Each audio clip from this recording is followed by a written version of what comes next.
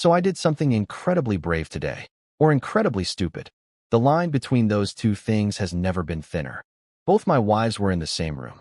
Lung Yu, the 6-star killing machine who could snap me like a twig, and Su Qingge, my legally married wife who is currently pregnant with my child. Together, staring at me, in my living room. And what did my genius brain decide to do? I called them both wife, out loud, to their faces. At the same time, the air in the room dropped to absolute zero. Su Qingge's eyes went so wide I thought they'd pop out. Lung Yu's I literally twitched. Twitched. A 6-star warrior's I twitched because of something I said. That's either my greatest achievement or my death warrant. You shameless bastard, Su Qingge screamed. And you know what? She's right. I am shameless. Because when you're choosing between keeping your face and keeping 2 wives, face can go die in a ditch. I tried to explain it logically. One is my legal wife with a marriage certificate. One is my factual companion with evidence-based relationship status. This is just our current family structure. Su Qingge called me a hooligan. Fair. Then things got scary. Lung Yu started leaking her 6-star pressure at Su Qingge, talking about how the weak have no right to question the strong. And I was like, oh, it's an oh. I blasted my tiger leopard thunder sound at full power and slammed my perfected Azure Dragon Spear aura right between them like a wall. And here's the wild part. Lung Yu actually flinched. Her blood chi stuttered for a second. Even SHE realized I got stronger again. That's right, baby.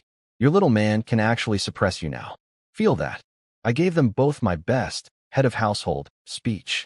No strong or weak in this house. You're both my women. Very cool. Very dominant. Very manly. Then Su Qingge just pushed me aside. Literally pushed me out of the way with one hand. Move, Chen Ye. This is between me and Lung Yu. Men handle things outside. House business. We'll talk. I just got benched. In my own home. By my 1-star pregnant wife. After my whole dramatic power display. And then, Su Qingge looked Lung Yu dead in the eyes and said she knows she can't protect me right now. Said she won't fight over who came first. Said she only has one condition. Keep him alive. And don't let him bring any more women home. Especially that Shun Rushuang woman from outside. Lung Yu's eyes actually lit up. Completely agree. That Shin Rushuang is definitely a bad woman. Then they both turned to look at me. And about a certain someone calling us wife so smoothly earlier, Lung Yu said, tapping the table with her finger like a mob boss, I think someone's skin is itching for a beating. Su Qingge immediately sidled up next to Lung Yu like they'd been besties for years and went, Lung Yu big sister is right. Chen Ye, do you think just because you have 2 people backing you up now, you can act all cocky? She called her sister. Big sister. 1 second ago they were about to fight to the death.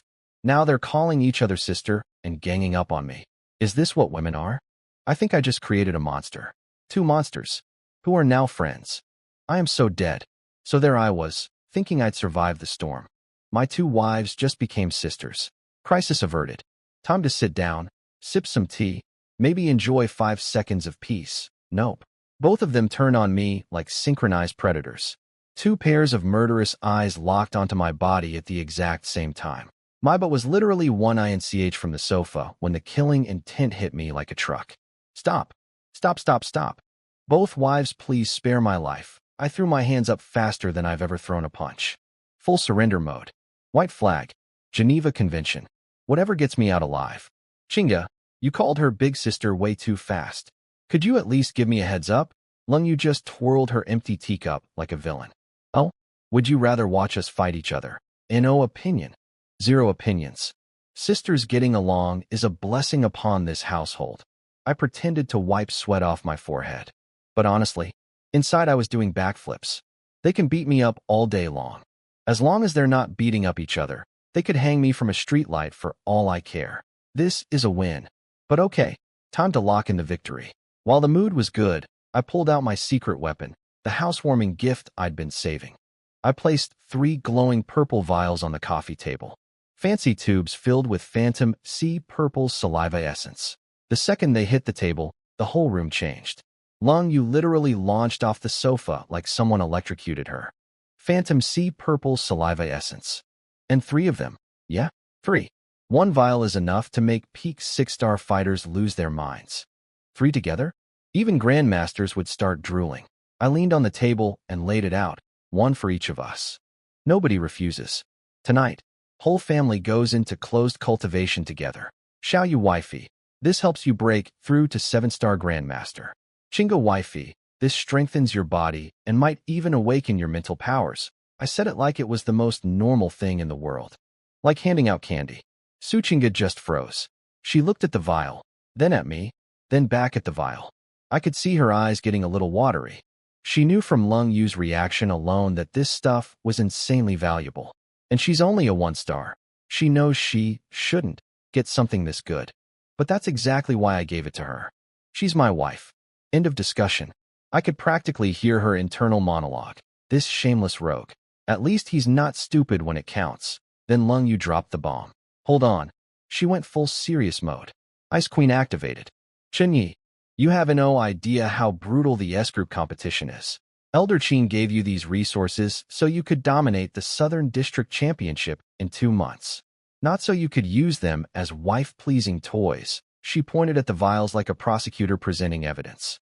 All 3 should go to you. If you spread them thin and fail to break through, that's the real disaster. Then she looked at Su Chinga with those sharp phoenix eyes. Testing her. I immediately understood what Lung Yu was doing. This sneaky woman was running a loyalty check. If Chinga hesitated or showed even a tiny bit of greed for the treasure, Lung Yu would know her earlier speech was fake. If Chinga got offended and thought Lung Yu was targeting her, even better proof they weren't compatible. This was a trap disguised as logic. I opened my mouth to argue, but before I could, Lung Yu Jiejia is right. Su Chinga didn't even blink. 0 hesitation. 0 sadness. Just pure calm certainty. I was already thinking it's a waste to give something this precious to a 1-star like me. Husband, you're the pillar of this family.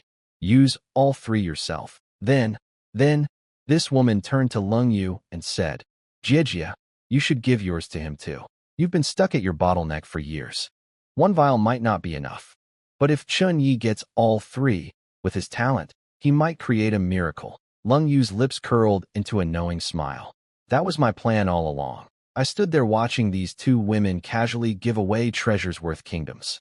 For me, while simultaneously playing 4D chess with each other. Su Chinga passed Lung Yu's test with flying colors. And Lung Yu knew it. My gentle little wife? Her scheming game runs deep. I am simultaneously the luckiest and most terrified man alive. Enough. I activated my Tiger Leopard Thunder sound and shut down the whole self-sacrifice competition before it got out of hand. Both of them were doing that thing where they keep going, no you take it, no you take it, like 2 grandmas fighting over a restaurant bill. I said 1 each, so it's 1 each. In this house, what I say is final. Then I pulled my power move, 1 arm around each woman's shoulder. Smooth? Very smooth. Did you 2 forget what I told you? When you get stronger, it's the same as me getting stronger. Lung Yu's face flickered. I'd told her about this before. She was maybe 50% convinced at the time, probably thought I made it up as an excuse to train with her more often. But now seeing me hand out treasures like candy, the math was starting to add up. Meanwhile, Su Chinga was standing there with giant question marks floating over her head. What? Our cultivation equals your cultivation, and boy. The smugness that appeared on Lung Yu's face. She flipped her hair, and looked at Su Chinga with this expression that screamed, "Oh, you sweet summer child." Chinga Mimi, she said, casually dropping a little sister bomb. There are things about our about Chen Ye that you simply don't know yet. She explained the whole deal with the energy of, I've been dating him longer even though I technically haven't. Basically, we all eat the resources, we all power up, and I get triple the benefit because their gains feed into me too. 3-for-1 deal. Bulk discount cultivation.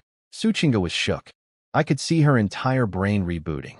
All those months of training, wondering why she could never keep up with me. Suddenly it all clicked. But then she saw Lung Yu looking all superior with that, only I understand him, face, and something inside my gentle wife ignited. She grabbed that vial with determination. Fine. I won't hold my husband back. I will get stronger. Translation. I am not letting this woman one-up me in the wife department. They're competing to make me stronger by making themselves stronger. This is it. This is the greatest system exploit of all time. I have turned jealousy into productivity. This wave is locked in. I looked at my two beautiful women glowing under the lights, one soft and warm, one cold and fierce, and my blood started running a little hot. I rubbed my hands together, reached both arms toward their waists, and put on my smoothest voice. Well then, why wait? Let's head to the training room downstairs. Hubby will give you both a nice, deep exploration of the hibernating Dragon Heart Sutra. My fingers were approximately 0.3 centimeters from making contact. Smack, smack. Both hands slapped away, simultaneously, in perfect sync, like they'd been practicing this move for years. I froze, both hands just hanging in the air like two confused birds that flew into a window. Su Qingge and Lung Yu looked at each other. 1 second ago, they were silently competing. Now, united front. Again, both faces red as tomatoes. What are you thinking? Su Qingge's gentle eyes turned into laser beams. Lung Yu whipped her head away, trying so hard to maintain the Ice Queen persona, but her ears were glowing red. All you think about is that. Eat dinner first, yes. Dinner. Su Qingge patted her baby bump like a shield. I'm not hungry, but the baby is. She used the baby card. She used the baby card. That's an unblockable move. Right. Forgot. Got too excited about cultivation. That's all I was thinking about. Cultivation. Nothing else. I escaped into the kitchen at light speed. Behind me, I heard Su Qingge burst out laughing. And when I peeked back, even Lung Yu was smiling softly at her. I think this family is actually going to work.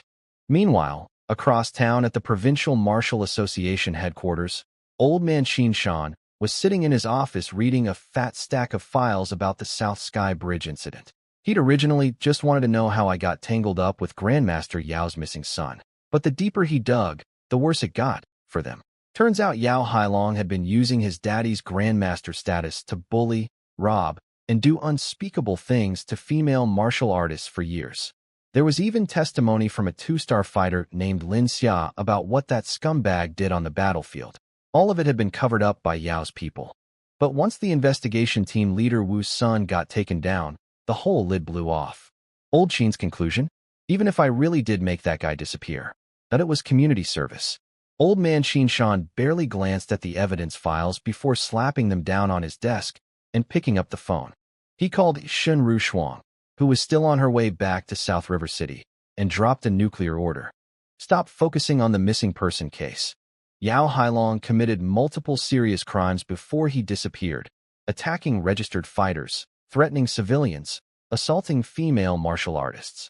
Launch a full investigation into all of it. Now, Shen Rushuang almost swallowed her own tongue. She understood immediately. Old Qin wasn't just protecting me anymore. He was using Yao Hailong's crimes to cancel out the heat from his disappearance. This man was about to RIP the entire Yao family out of South River City by the roots. All because of me. She texted Lung Yu. Qin is going nuclear. He's digging up everything on Yao Hailong. You just relax and cuddle your little boyfriend. I'll be pulling all-nighters cleaning up the South River mess, but I didn't know any of that yet. Because I was busy being the world's greatest husband. Picture this. Fancy warm lighting, a dining table carved from a single slab of fragrant wood, and food that would make a king cry. We're talking slow-roasted red-shell dragon leg meat that locks in martial energy. Century-old snow ginseng spirit bird soup with actual mist rising from it. All of it specially prepared by the Provincial Association's top chefs for S-Group geniuses. And I gave it all to my 2 pregnant wives. That's right. I was running around that table like a 5-star waiter on his first day. Qingge wifey, drink more soup. The chef said the herbs in here nourish your meridians and help the baby develop. Xiao Yu wifey, try this dragon meat. Your peak 6-star, so high-level beast blood is perfect for your nutrition right now. Great for the baby. Su Qingge was quietly sipping her soup, face all rosy from the steam, finally looking peaceful. Then she froze. Her spoon stopped midair. Her gentle eyes turned into daggers. Lung Yu Jie is also pregnant. The air at that dining table became a crime scene. I scratched the back of my head and went full idiot mode. Hee, lucky me, lucky me. Look at us, double the blessings. Really shows that your husband is. OW. Su Qingge kicked me under the table so hard. Lucky? You think this is a lottery. And then, from the other side, Lung Yu's long leg swung in and delivered kick number 2 to my shin. Shut up, 2 kicks. 2 wives. Perfect synchronization. They should enter the Olympics. I just sat there grinning like an idiot. Honestly, kick me all you want. Both my women are pregnant, eating gourmet beast food, and not trying to kill each other. I am winning. Lung Yu dealt with her emotions the warrior way. She grabbed a mountain of dragon leg meat and just went to town on it. Ripping, tearing, chewing. Martial energy was literally radiating off her body as she ate. And somehow she made it look elegant. Like a supermodel at a barbecue competition. Poor Su Chinga watched this display, and her soup suddenly tasted like sadness. I could practically read her thoughts. When will I be that strong? By the time I reach 6-star, this woman will be 7-star, 8-star, probably punching gods. 5 minutes. Lung Yu demolished that entire dragon leg pile in 5 minutes. She dabbed her mouth with a napkin like a lady, stood up, and announced, "Done? Chen Ye, you stay here and serve little sister Chinga. I'm going upstairs to shower, then I'll wait in the training room." She dropped that line and walked away, leaving behind nothing but a devastating silhouette and the faint scent of dragon meat. On the stairs, her phone buzzed. Shen Rushuang's message about old Qin going to war against the Yao family. Lung Yu's playful expression vanished instantly, replaced by ice-cold calculation. She looked back at me one more time, sitting there spooning soup for Su Chinga like a domesticated puppy. What kind of spell did this man put on Elder Qin? She wondered, making the most cautious man in the province openly declare war on a grandmaster's family. The storm outside was getting bigger, and somewhere deep inside, Lung Yu made a quiet promise to get stronger. For herself, for the baby, and yeah, maybe a little bit for the idiot downstairs who keeps getting kicked under tables. 1 hour after dinner, we descended into the underground training room, and let me tell you, this place was ridiculous. The alloy doors slid open, and even Lung Yu, a woman who has literally seen everything, stopped dead in her tracks. This is too big, over 1,000 square meters. 10-meter ceilings. Walls made of dark gold alloy that can tank hits from a 7-star grandmaster without a scratch. Holographic projection arrays on the ceiling glowing blue. The exact same specs as the South River City Martial Association headquarters core training room. Except this one was just for me. Lung Yu ran her fingers along the wall like she was touching a lover.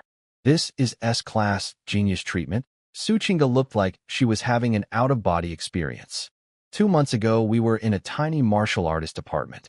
Now we're standing in what is basically a military bunker with top-tier recovery fluids and equipment she'd only ever seen on TV news. But I could see the look in her eyes when she glanced at Lung Yu. She was thinking, this would be so perfect. If it was just the two of us, yeah. The only downside to this paradise is the husband-sharing arrangement. Sorry, babe. Your man is just too popular. I wrapped an arm around her shoulder, then fired up the control panel. Blue holographic projections lit up the entire room. Meridian maps, breathing patterns, explanations of spiritual wavelengths.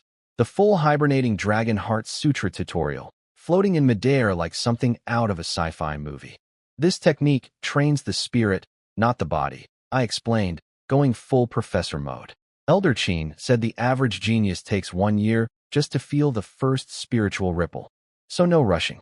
Don't force it or you'll fry your brain. After getting both wives settled into meditation, I sat down on my own cushion and pulled up the system.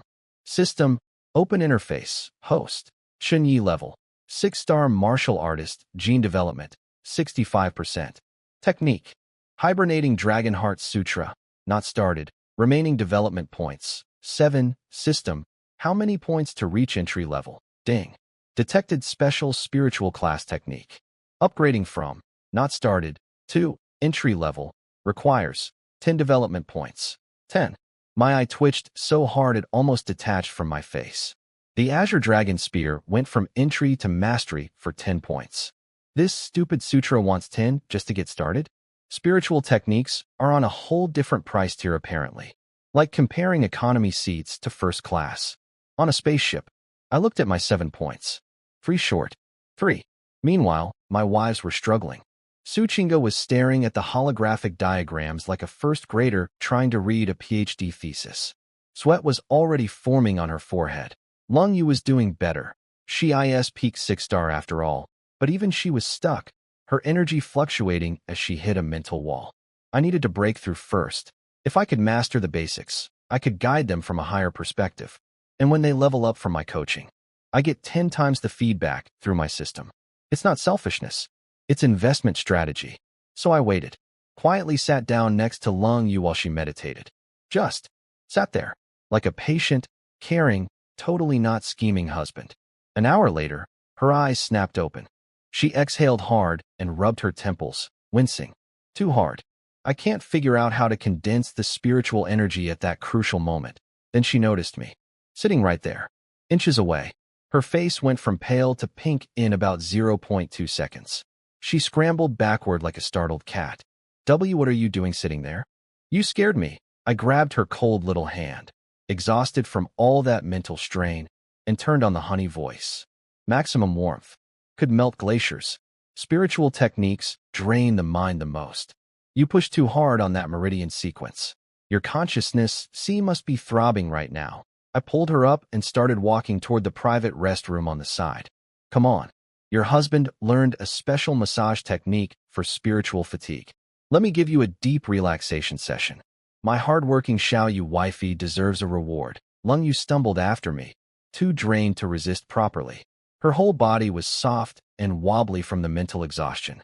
But then she looked back at Su Chinga, still sitting out there cursing at holographic diagrams, and her voice dropped to a frantic whisper. Are you insane? Su Chinga is right there. Look, I'm a fair man. During dinner, I was fussing over Su Chinga the whole time. So Lung Yu definitely had jealousy building up inside. Taking her for a private massage was simply balancing the scales. Good husbandry. Equal distribution of attention. Perfectly logical. She won't notice. I dragged Lung Yu into the restroom before she could recover her strength and slammed that soundproof alloy door shut. Beautiful engineering. Could detonate a bomb in here and nobody outside would hear a thing. Inside, soft fragrance, warm golden lighting, a very nice sofa. Relax. Your husband is an upstanding man. You know this. I planted both hands on her shoulders. Now, a peak 6-star warrior's muscles are basically made of steel.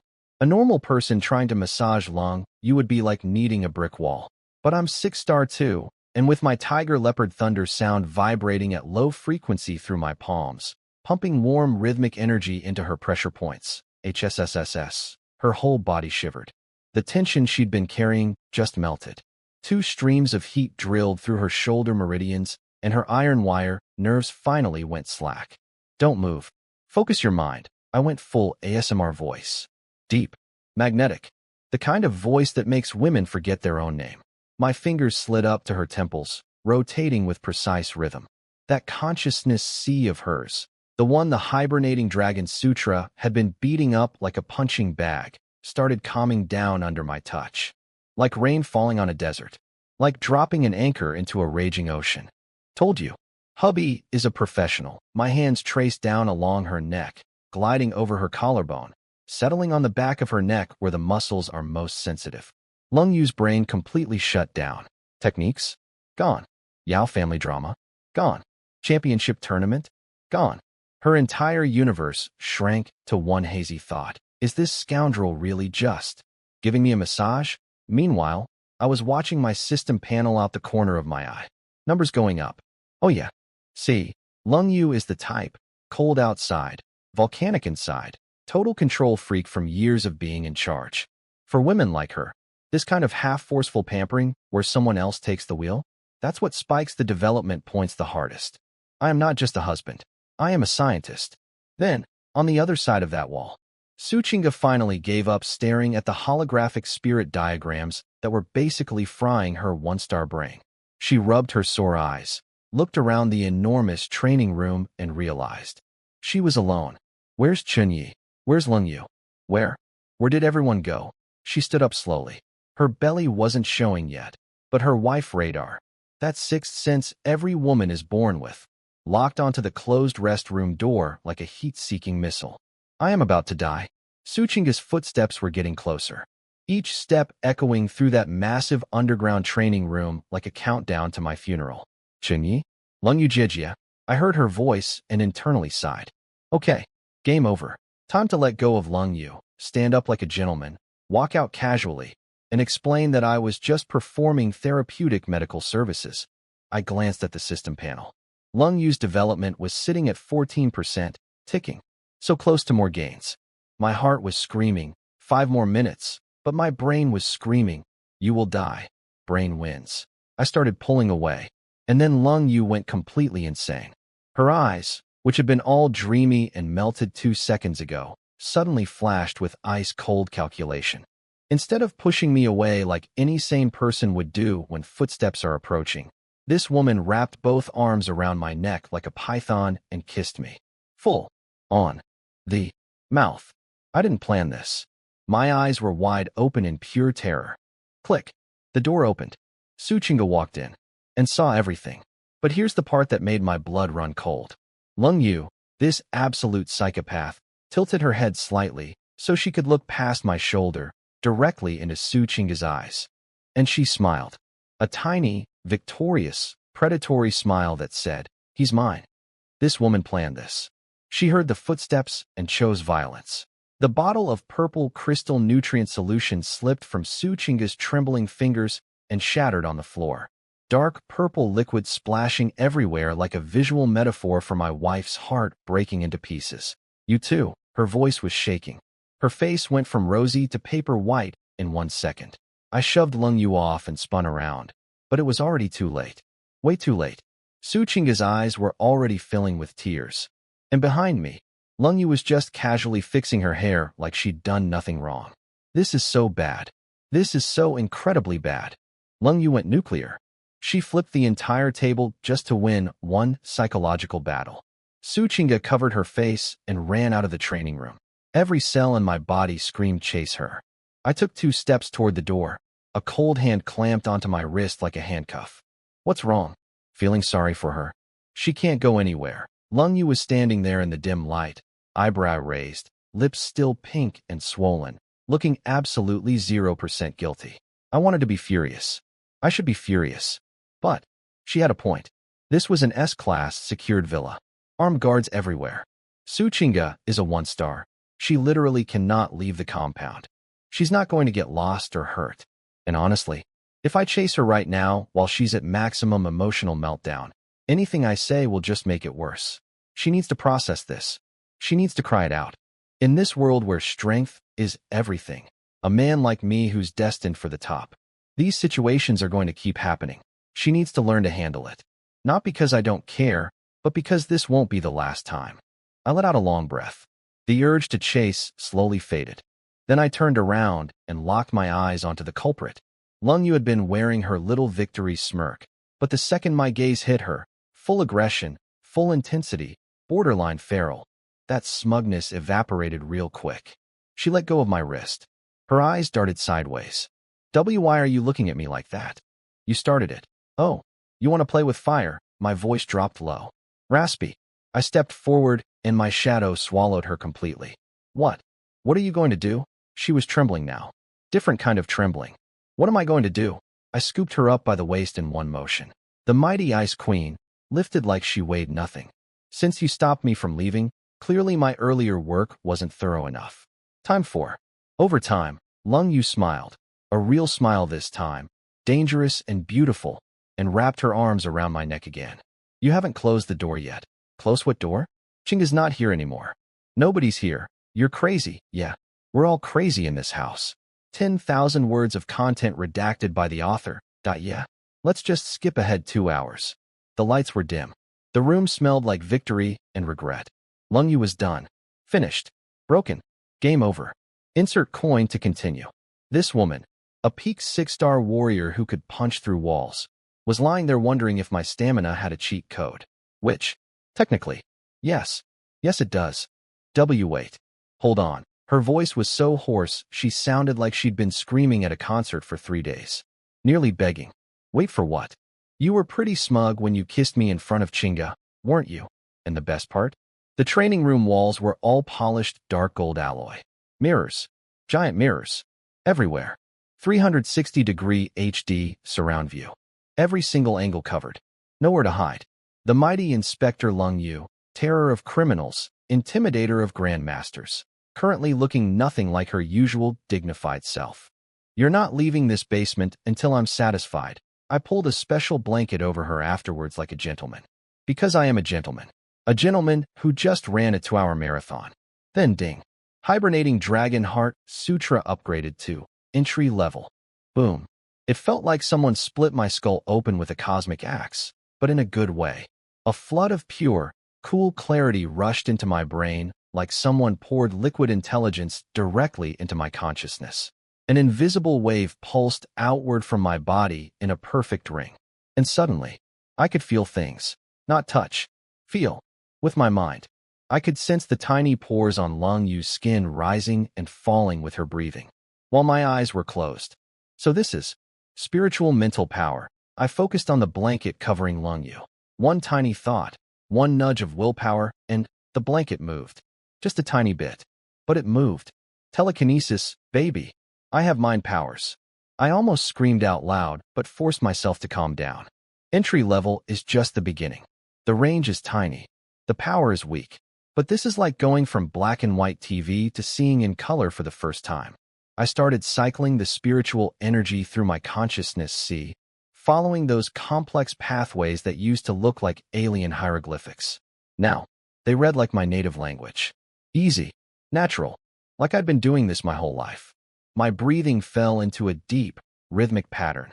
Faint purple mists started forming around my body, the Heart Sutra resonating with my blood energy.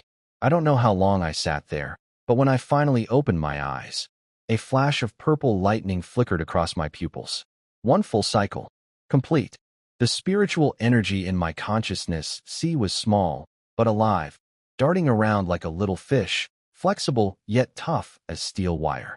I ran diagnostics on my blood energy circulation. Everything clean. Everything upgraded. A genuine qualitative leap. But the real prize? Now I can actually teach my wives this technique. Guide them from above instead of fumbling in the dark together. And when they break through from MY coaching, 10 times. Return. The golden age of farming development points has officially begun again. I scooped up Lung Yu, who was basically a human noodle at this point, and zoomed upstairs to her bedroom. Tucked her in like a baby. She curled up under the covers and let out this tiny, helpless little sound that made my heart do something weird. I kissed her forehead. Sleep. When you wake up, I'll teach you the Heart Sutra. Gentleman status. Restored. Then I stepped into the hallway and heard it. From the next room over. Sniff. Jerk. Sniff. Pervert. Oh no. Chinga was crying into her pillow. I pushed open her door without asking. Who told you to come in? Go away. Go find your Lung Yu. Let me be alone. A pillow came flying at my face. I caught it with one hand like swatting a fly. Did I leave? Absolutely not.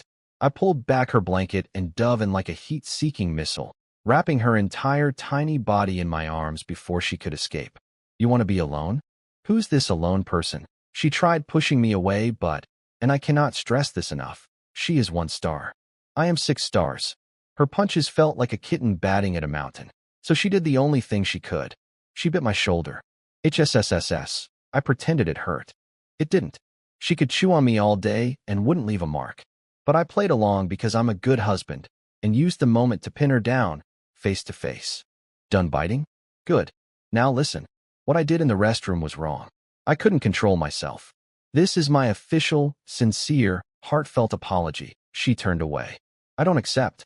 That's not an apology. That's bragging. See, now you're the one being unreasonable. I went full serious voice. I made a mistake. I apologized. That's my part done. But you refusing my apology? That's you disrupting family harmony. That's you provoking me on purpose. And as the head of this household, when someone breaks the rules, I am obligated to enforce. Family discipline. My hands started moving. Chen Ye. Let go. This is. Remember this, Chinga wifey. I looked straight into those glistening eyes of hers, smiling like the villain I absolutely am. Once you entered the Chun family door, you are mine in life and mine in death. No exceptions. That is the authority of the family head. Next morning, breakfast table. The most awkward meal in human history. Chinga was hunched over her medicinal porridge, eyes still lazy and pink from last night's. Law enforcement. She could barely look up.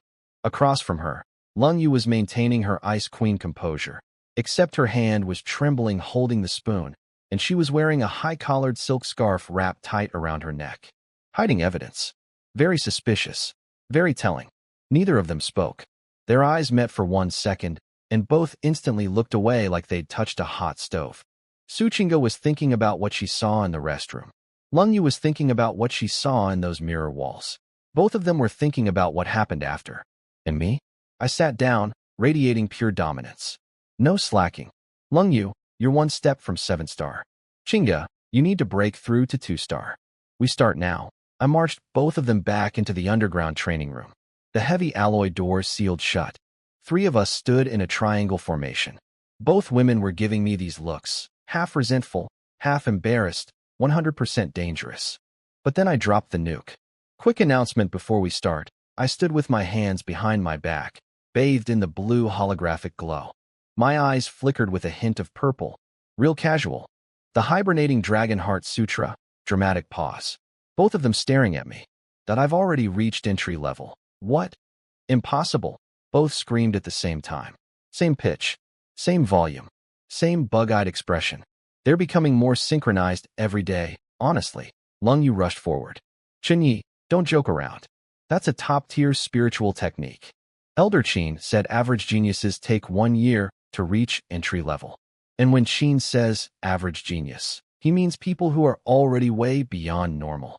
Even if you're a monster, it hasn't even been 24 hours. 24 hours? More like overnight.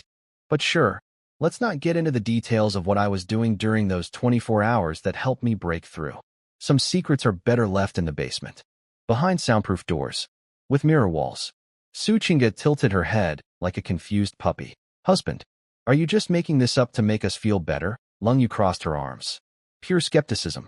Fine. You want proof? I'll give you proof. I closed my eyes, took a deep breath, and unleashed my spiritual energy through the Heart Sutra pathways. An invisible ripple blasted outward from my body like dropping a boulder into a still lake. And then, the papers on the table started floating. No wind. No strings. No tricks. Just sheets of paper rising into the air and slowly spinning like tiny UFOs. But that wasn't even the best part. Both women gasped at the same time because the wave washed through their brains like cool mountain spring water, instantly erasing all the headaches and mental fatigue from yesterday's failed meditation attempts. Free brain massage. You're welcome. Lung Yu's jaw hit the floor. That's spiritual mental power. She'd only ever seen this from dedicated psychic masters who'd trained for decades. And I did it in 1 night. The papers drifted back down with a soft rustle. Both women just stared at me, mouths open, brain cells rebooting. What? Stunned by your husband's talent, I walked between them, grinning, and wrapped an arm around each waist. And you know what? Neither of them slapped my hand away this time. Not even Lung Yu. She went stiff for like half a second, and then just let it happen. That's how shook she was. My telekinesis broke her resistance. Chen Ye, be honest with me. Lung Yu's voice was actually trembling. Were you born with spiritual potential? Because even if you're a once-in-a-million-years genius, there's no way you enter this technique overnight. Training the body is already going against heaven. Training the spirit is stealing from heaven itself. Then she hit me with the real kicker. And you didn't even use the 3 phantom sea vials. They're still sitting there. How? Valid question. Great question. The answer is, well, I smiled my most shameless smile. Shall you, wifey? Remember what I told you? When you two work hard, I get stronger. It took about 3 seconds for the implication to land. Lung Yu's face went nuclear red. You have no shame. Su Qingge looked like she wanted the earth to swallow her whole. Because yeah, the hard work, that powered my breakthrough. That wasn't meditation. That wasn't training. That was the 2-hour session in the mirror room and the family discipline enforcement afterwards. They were my cultivation resources. Both women looked at each other. In each other's eyes, they saw the same mixture of absolute disbelief and mortifying embarrassment. But the evidence was right there. Floating papers don't lie. Brain-clearing waves don't lie. I went from 0 to entry level in under 24 hours without touching a single drop of the S-rank medicine. The only explanation was the one that made them want to crawl under a rock and never come out. And yet, underneath all that embarrassment, I could see it. A tiny spark of something else. Hope. Especially in Lung Yu's eyes. She'd been stuck at peak 6-star for years. The 7-star Grandmaster realm was her dream, her obsession, the thing she wanted more than anything in the world. And now she's learning that the path to Grandmaster might involve more quality time with her husband. Oh, the conflict on her face was delicious. Half of her wanted to punch me. The other half was already doing the math on how many sessions it would take to break through. The 3 purple vials were still sitting untouched on the table. I hadn't needed them. My wives are the resources. System farming is back in business, baby. Back in the training room, I was sitting cross-legged between my 2 wives, checking the system. Spiritual mental power, 0.1% tiny number. But I wasn't worried. Because the real play isn't me grinding solo. It's getting both wives to awaken their own spiritual power so I can collect that sweet 10 times return. Why do one push-up when your wives can do push-ups for you? Xiao Yu, Chinga. Feeling anything yet? Lung Yu snapped at me. It hasn't even been 5 minutes. Su Chinga just frowned in concentration, saying nothing. Good girl. Working hard. Future development points right there. But while I was peacefully coaching my wives in our underground luxury bunker across town in South River City, someone was having a much worse day. Grandmaster Yao Guangyuan, daddy of the trash son I may or may not have permanently removed from existence, was losing his mind. Crash. One antique wooden table, destroyed, reduced to sawdust. His lackey Li Zhan was kneeling on the floor, sweating bullets, delivering the news. Sir. Elder Qin Shan personally signed the order. They're forming a special investigation team for the Yao Hailong incident. That old bastard. He's spitting in my face. Yao Guangyuan's roar shook the ceiling chandelier. Purple battle energy was slithering around his body like angry snakes. My son is missing, maybe dead, and Qin Shan wants to put him on trial? He's protecting that Chen Ye brat at all costs. Then Yao Hailong's birth mother stumbled in, crying her eyes out, dripping in gold jewelry. Guangyuan, how can they be so cruel? Our son is gone and they want to dig up crimes. Shut up. Stop crying. Grandmaster Yao swatted her away like a mosquito. 0 warmth. Absolute 0. Your father is dead. His connections dried up years ago. Unless you want to go beg his old friends at the Provincial Association? See if anyone remembers the Grandmaster's daughter? OOF. That was cold even by villain standards. See, here's the tea. Yao Guangyuan only married this woman for her daddy's resources. Her father was a respected grandmaster who helped Yao reach his own grandmaster level. But once daddy died, wife became useless furniture. And Yao Hailong, the son I deleted? Yao Guangyuan blamed the mom's inferior genes for his son's trash talent. This man literally looked at his own missing child's case and thought, I have 2 secret 3-star illegitimate sons being trained in hiding. 1 defective unit lost is no big deal. Father of the year, everyone. What he actually cared about was his reputation. And more importantly, the secret behind my rapid growth. That Chen Ye kid must have some incredible secret. Otherwise Qin Shan would never go this far. He wouldn't risk war with a grandmaster over some random genius. Smart man. Evil, but smart. He paced around, doing the math. Fight Qin Shan head on. Can't win. Assassinate me? If it leaks, the government crushes him like a bug. Wait for me to grow. In a few years I might become a grandmaster myself, and then his whole family is finished. So Grandmaster Yao chose option D, bribery. Li Zhan, go load a 50 million equipment card. 50 million. Take it to Shun Rushuang. Tell her it's the Yao family's gift of apology to Chen Ye. We drop our investigation into Hailong's disappearance, and Qin Shan drops his investigation into Hailong's crimes. Clean slate. Everyone walks away. 50 million to make the problem disappear. That's how scared he was. But then, the old fox pulled something else out.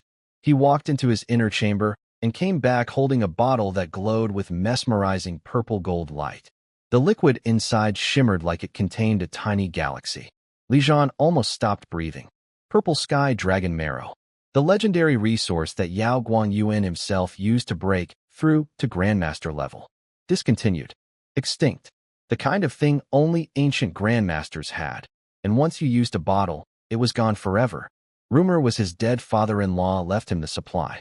Li Zhan, how long have you served me? 30 years, sir. You saved my life. Without you, I'd be bones in a ditch.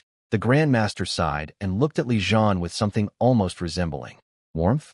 handing over 50 million and pulling out the rarest cultivation drug on the planet? Something tells me this isn't just a peace offering. This old snake is planning something big. And whatever it is, it's aimed at me. Meanwhile, back at villain headquarters, Grandmaster Yao handed Li Jian the glowing purple gold bottle with the warmest smile you've ever seen. This is Purple Sky Dragon Marrow. It'll help you sense the bridge to Grandmaster Realm. Drink it. And when you get back, I want you to train some talented youngsters I've got my eye on. Li Jian's brain broke. The legendary drug? For him? And training youngsters, Li Jian knew the truth. Those youngsters were Yao's secret illegitimate sons. Being asked to train them meant becoming a core elder of the Yao family. Basically being promoted to, if I die, raise my kids, status. Sir, I don't deserve this. Li Jian was literally crying. Shut up and drink it. Li Jian chugged that bottle like a college freshman at his first party. The liquid hit his stomach like lava. Veins popping, eyes bulging, energy rampaging through his meridians. But through the agony, he could feel it. His 6-star bottleneck, stuck for years, was actually cracking. He was so grateful he slapped himself across the face twice. Smack. Smack. I'm sorry I ever questioned you, sir. Never again. Yao Guangyuan chuckled warmly. We're family, no need for that. Now go. Hurry back. Li Jian marched out that door like a man reborn. Chest puffed. Power surging. Feeling like Grandmaster Realm was within arm's reach. The second he disappeared around the corner, Yao Guangyuan's smile dropped like a mask falling off a corpse. Those warm eyes? Ice. Pure, dead, morgue temperature ice. He walked back to his chair, pulled out a white handkerchief, and carefully wiped the hand that had touched Li Jian's shoulder. Like he'd pet a stray dog. Purple Sky Dragon Marrow? Huh.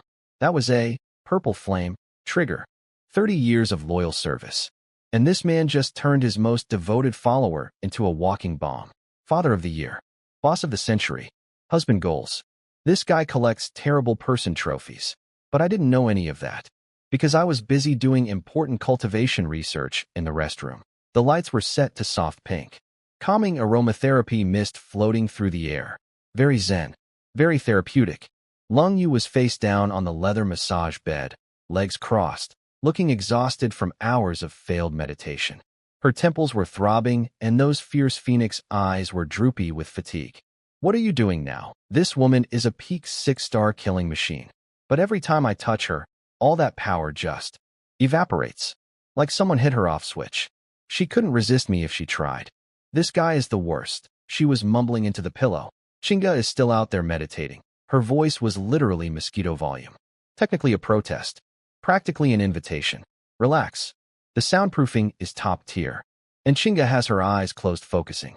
As long as you don't get too loud, she won't hear a thing. I'll kill you. She definitely got too loud. With Su Chinga's 1-star hearing, she probably caught every note of that performance. Lung Yu buried her face in the blanket, wanting to dissolve into the fabric. I can never look Su Chinga in the eye again. Just as I was about to continue my very legitimate cultivation coaching session, a phone rang. Lung Yu's head shot up like a startled deer. Eyes still half-glazed, half-murderous. Terrifying combination. I picked up the phone. Screen said, Shen Rushuang. I grinned. Then, because I am a chaos agent, I hit speakerphone. Right there. With Lung Yu listening. Chen Ye, what are you up to? Shen Rushuang's lazy, flirty voice filled the entire room. Lung Yu's eyes went from embarrassed kitten to I will end everyone in this room in exactly 0.4 seconds. I love my life. It's terrifying, but I love it. Oh, just busy. I said into the phone, smooth as butter, while my other hand was casually tracing circles on Lung Yu's bare back. Deep cultivation coaching with my wife right now. What's up, Vice President Shen? Oh, coaching your wife? Let me guess, which one? The beautiful Su Chinga or the mighty Inspector Long? Lung Yu's face turned the color of a fire truck. She was waving her fists at me in complete silence like a furious mime, eyes screaming. Say anything stupid and you die. I just laughed. Why, Vice President Shen? You jealous? Want to join our after-hours tutoring program? You little flirt. One of these days your wives are going to make you kneel on a washboard. Then she got serious. Someone wants to visit you. Bringing a big gift from the Yao family. A personal apology. I raised an eyebrow. The Yao family. Apologizing? To me? Who? Li Jian. Yao Guangyuan's top servant. Peak 6-star. He's sitting outside my office right now, begging me to escort him to the provincial capital so he can grovel at your feet. I looked at Lung Yu. Her playful embarrassment vanished instantly, replaced by razor-sharp calculation.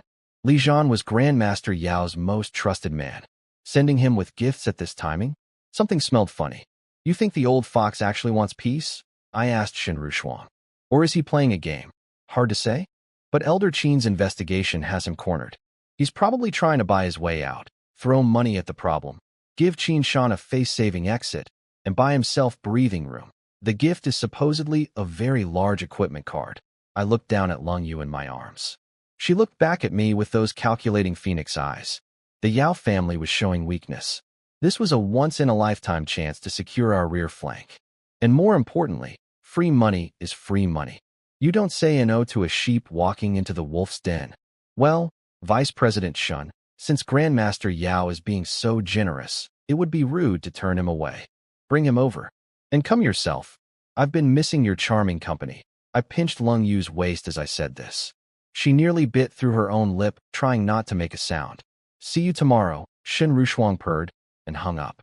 The room went silent. Lung Yu shot upright, not even caring that she was still a mess, and grabbed my arm. Yao Guangyuan surrendering this easily? It's a trap. I pulled her back into my arms. Trap or not, this is MY territory. Dragons coil up when they visit. Tigers lie down. Nobody acts tough in MY house. Now, Xiao Yu wifey, instead of worrying about him, maybe worry about whether you'll have enough energy left for actual cultivation later. MMPH. Next day, noon. I was standing on the rooftop terrace watching the mountain road when Shen Rushuang called. 30 minutes out. Got it. I hung up immediately. Half an hour later, her black SUV rolled up to Villa 001. She stepped out looking sharp, brought one female assistant, and behind them, Li Zhan in all black, eyes closed, looking composed. Shen Rushuang called me again. It rang once and I hung up. She was furious. I could practically feel the rage through the phone waves. But listen, a man's gotta maintain presence. Can't be answering calls on the first ring like I'm desperate. That's negotiation 101. The front door opened, and Lung Yu walked out to greet them. And this is where things got hilarious. Shen Rushuang took one look at Lung Yu, and her brain short-circuited. See, Lung Yu was dressed in her usual cold, dignified outfit. But as a woman, and as Lung Yu's bestie of many years, Shen Rushuang noticed everything. The lingering laziness between her eyebrows that hadn't fully faded. The neck that was suspiciously pink and glowing from being well-nourished. The way she walked with a barely hidden trembling in her steps that she was desperately trying to control. Shen Rushuang's inner gossip demon exploded. Holy! She and Chen Ye actually. They really. My God. Xiao Yui. Shen Rushuang abandoned all professional dignity and waved like a maniac. Wow, look at you. Living in the provincial genius villa is treating you so well. Your skin is just glowing. White with a rosy tint. Is the spiritual energy here especially nourishing? Lung Yu's ice queen mask cracked. Red crept up from her neck to her ears like a spreading wildfire. She shot Shen Rushuang a death glare. Stop talking nonsense. Did you drive all this way just to gossip? Even the female assistant behind Shen Rushuang was staring with wide eyes. This is the legendary ice mountain goddess of South River City? She doesn't look like an ice mountain at all. She looks like a peony flower that just got drenched in spring rain. Blooming, dewy, absolutely radiant. Up on my rooftop terrace, I watched the whole scene unfold and smiled. My cultivation coaching results are showing excellent external effects. Lung Yu is practically advertising my services. Li Zhan stood outside our villa like a statue, scanning for me with those dead fish eyes. And here's the thing. That purple sky dragon marrow was pumping through his veins, making him feel like a god. He was mentally calculating that he could take Lung Yu and Shen Rushuang at the same time. Cute. Wrong. But cute. Lung Yu came out to greet them, trying very hard to act normal. Chen Ye is at a critical point in his cultivation. He'll be out soon. Let's go inside for tea. The word, cultivation, left her mouth and her earlobes turned red. She knew exactly what I was doing upstairs. And it was not meditation. Shen Rushuang's detective instincts kicked in immediately. Cultivation? At this hour? Since when is he so diligent? Everyone has their own training schedule. Mind your business. They went inside. Li Zhan sat like an iron statue on the sofa, meditating, refining his drug. Professional. Patient. Good boy. Shen Rushuang lasted about 45 seconds before she cracked. She grabbed Lung Yu's arm and dragged her into a corner behind the dining room like they were in high school. Lung Yu, confess. Did you actually do IT with that little man? And Su Qingge lives here too? Are you all really? Lung Yu was getting machine gunned with questions. Her face was approaching temperatures that could cook an egg. We were cultivating. Actually cultivating. Cultivating? Shen Rushuang pointed at the red mark on the back of Lung Yu's neck that her scarf failed to hide. What technique leaves that? The divine farmer tastes all herbs? Or maybe the dragon and phoenix in harmony? Legendary roast. Absolute devastating burn. Lung Yu had no comeback. Nothing. Brain empty. Mouth open, 0 words. And then, from the second-floor bedroom, came a very faint, very rhythmic, very unmistakable little sound. Both women froze. See, Shen Rushuang is a 6-star fighter. Her hearing is basically superhuman. That tiny sound from 2 floors away. Crystal clear reception. HD audio. Dolby surround. Silence. Dead. Absolute. Silence. Shen Rushuang slowly turned her head toward the second floor, then slowly turned back to Lung Yu, who looked like she was about to spontaneously combust.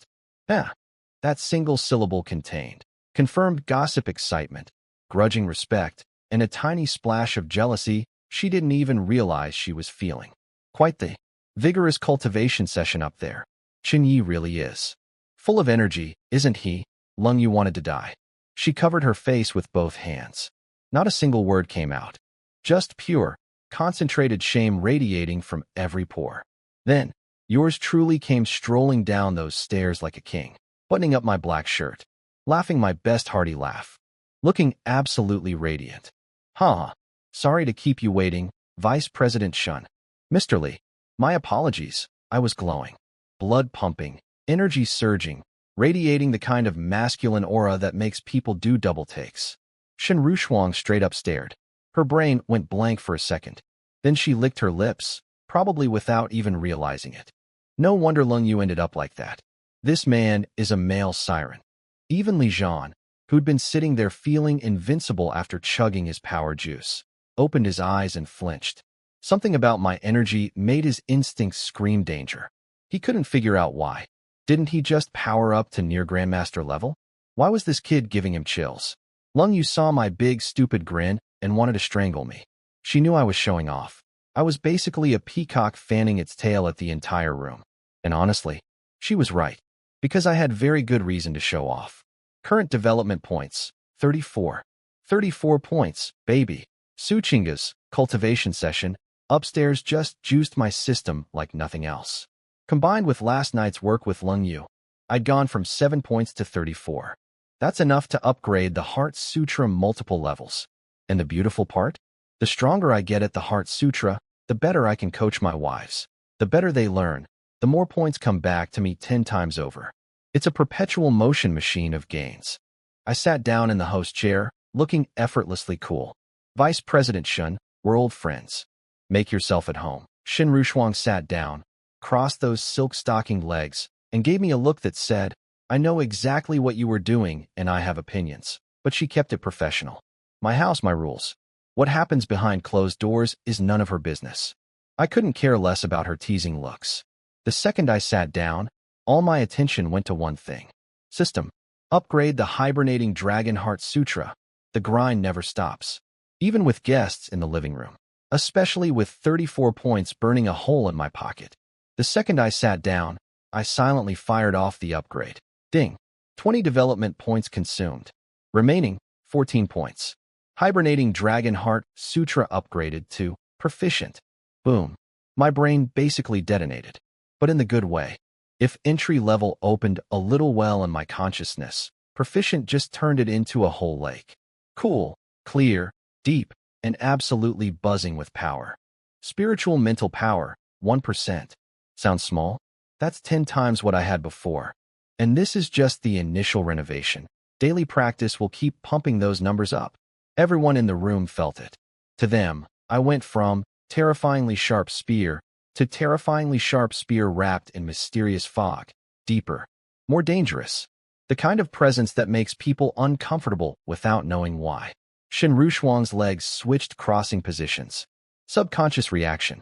Did this kid just change again? I turned my gaze, now with a faint purple shimmer, directly onto Li Zhan. Mr. Li, what brings you to my home today? That one look made him break into a full-body cold sweat. He felt like I'd stripped him naked and x-rayed his skeleton. He'd only ever felt that kind of pressure from Grandmaster Yao himself. What demonic technique did this kid learn? He swallowed his pride fast. All that. I could take Lung Yu and Shen Rushuang together. Confidence from 5 minutes ago. Gone. Evaporated. Poof. Mr. Chen. Grandmaster Yao sent me to express the Yao family's sincerity. He pulled out a dark gold crystal card with both hands like he was offering tribute to an emperor. Grandmaster Yao has investigated the Yao Hailong incident thoroughly and confirmed you had nothing to do with it. He admires your talent greatly. Please accept this small token, just a gesture to smooth things over. He hopes you might put in a good word with Elder Qin. All past conflicts, wiped clean. I took the heavy card and flipped it between my fingers. 50 million. Nice weight. Grandmaster Yao is quite generous. But while I was playing casual, my new spiritual sense was doing a deep scan on Li Zhan's body. And what I found made my eyes narrow. There was energy inside him. Wild, unstable, tinged with purple gold. It was churning through his meridians like a caged beast. He was hiding it well on the surface, but to my upgraded perception, might as well have been wearing a neon sign. Something was wrong with this man. Or had I seen energy like this before? Well, since Grandmaster Yao is being so polite, it'd be rude to refuse. I pocketed the card smoothly. I'll pass along the message to Elder Qin. What he decides is up to him. I'm just the messenger. Li Zhan almost deflated with relief. Card accepted. Mission complete. Thank you, Mr. Chen. I'll take my leave now. He bowed and headed for the door at a speed that was just short of running. I could feel it. His back was drenched in cold sweat. Every second near me felt like an invisible hand was squeezing his heart. He wanted out. Shen Rushuang stood up too, ready to leave with him. Vice President Shen. I stopped her mid-step. Why not stay a couple days? My eyes tracked Li Zhan as he walked toward the front door. Something about that unstable energy worried me. If it blew up while Shen Rushuang was in the car with him on some remote mountain highway? Bad. Very bad. So I needed an excuse. And I needed it now. Actually, Lung Yu has been talking my ear off about you. Says she's bored in the provincial capital and misses her bestie. Wants some girl time. Right, Xiao Yu. Teacher, I almost called her Xiao Yu wifey in front of everyone. Caught it at the last syllable. Smooth recovery? Questionable. Lung Yu's face went through 7 emotions in 2 seconds. Shock. Rage. More rage. Disbelief at the audacity. Suspicion that I was into Shen Rushuang. Murder intent. When did I ever say that? This excuse is so bad. You just want that fox woman to stay, don't you? But then she caught my eyes, laughing on the surface, dead serious underneath, and her combat instincts kicked in. Something was wrong. She didn't know what, but she trusted me enough to play along. Li Zhan paused at the door, didn't even look back. If Mr. Qin wants to catch up with Vice President Shen, I'll head back alone. Please do, Mr. Li. Then I turned to the female assistant. Actually, miss, I have something that needs to go to Elder Qin at the Provincial Association. Could you deliver it personally? The assistant looked relieved. She'd been getting creepy vibes from Li Zhan too. The thought of being alone in a car with that man on a long drive had been giving her anxiety. Yes, Mr. Chen. Right away. Li Zhan noticed me separating everyone from him and cold smiled. He knew I was flexing, putting him in his place, showing dominance. But he didn't care. Mission done. Card delivered. He bit down on his pride, said nothing, and marched out to grab a hover car. Gone. The living room went quiet. Shen Rushuang sat back down, crossed those silk-stockinged legs, fixed me with a stare that could peel paint. Her expression said, Chen Ye, you better have a damn good explanation for why you just made me stay. I do, actually. But it involves the words, your friend's escort might be a walking time bomb planted by an evil grandmaster, and I'm still putting the pieces together. For now, I just smiled. I watched Li Zhan's car vanish down the mountain road, then turned to the female assistant still standing there awkwardly. Actually, forget the delivery to headquarters. Since Vice President Shen is staying, we need a proper dinner. Go contact the chef team and order the highest grade ingredients. The poor woman just smiled weakly. She knew the delivery to Elder Chen was a fake mission to separate her from Lijian. And now even that was canceled. Yep, big people stuff. I'll just go order food. She bowed and left. Smart girl. The door closed. Just me, Shen Rushuang, and Lung Yu. I collapsed into the sofa and dropped the act completely. Vice President Shun, everything I said was from the heart. From the heart, Shen Rushuang hit me with a smile so cold it could freeze lava. Chen Ye, your face is thicker than the city walls of South River. You think I don't know Lung Yu's personality? Her begging me to stay for girl time? She'd rather eat glass. Lung Yu was sitting there turning colors, glaring at me with pure disgust. Keep acting, Chen Ye. Please. Keep going. Shen Rushuang crossed her arms under her chest, which, by the way, made her professional outfit do things that were very distracting, and turned to Lung Yu. See?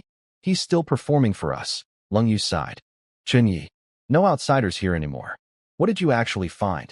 Why did you send Lijian away and keep Rushuang here? Okay, fun's over. My smile faded. That purple glint flickered through my eyes. There's something inside Lijian's body. Something wrong. The room went dead silent. Wrong how? Shen Rushuang frowned. I was sitting next to him the whole time. He seemed fine, stronger than before actually. Vigorous blood energy. I tapped my knee, replaying what my spiritual sense had picked up. That purple gold energy swirling inside Lijian, it felt greedy. Violent.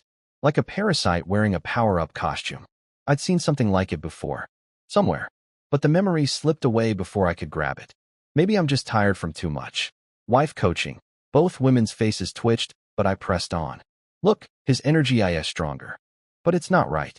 I can't explain it perfectly, but my gut says if you'd gotten in that car with him for a 3-hour mountain drive, something bad could have happened. Shen Rushuang rolled her eyes. If Grandmaster Yao wanted to hurt me, he'd just do it directly. Why send 50 million and a walking bomb? That's bad economics. Fair point. Terrible logic for a villain. But still, she uncrossed and recrossed her legs. Fine, I'll stay 2 days. South River City can survive without me. Then she grinned. But Chen Ye, how many bedrooms does this place have? Where am I sleeping? Vice President Shun, my bed is very large. I don't mind sharing. In your dreams, I laughed and excused myself to call Elder Chen. Headed upstairs. The second I disappeared, I heard Shen Rushuang pounce. Xiao Yu, where do you think you're going?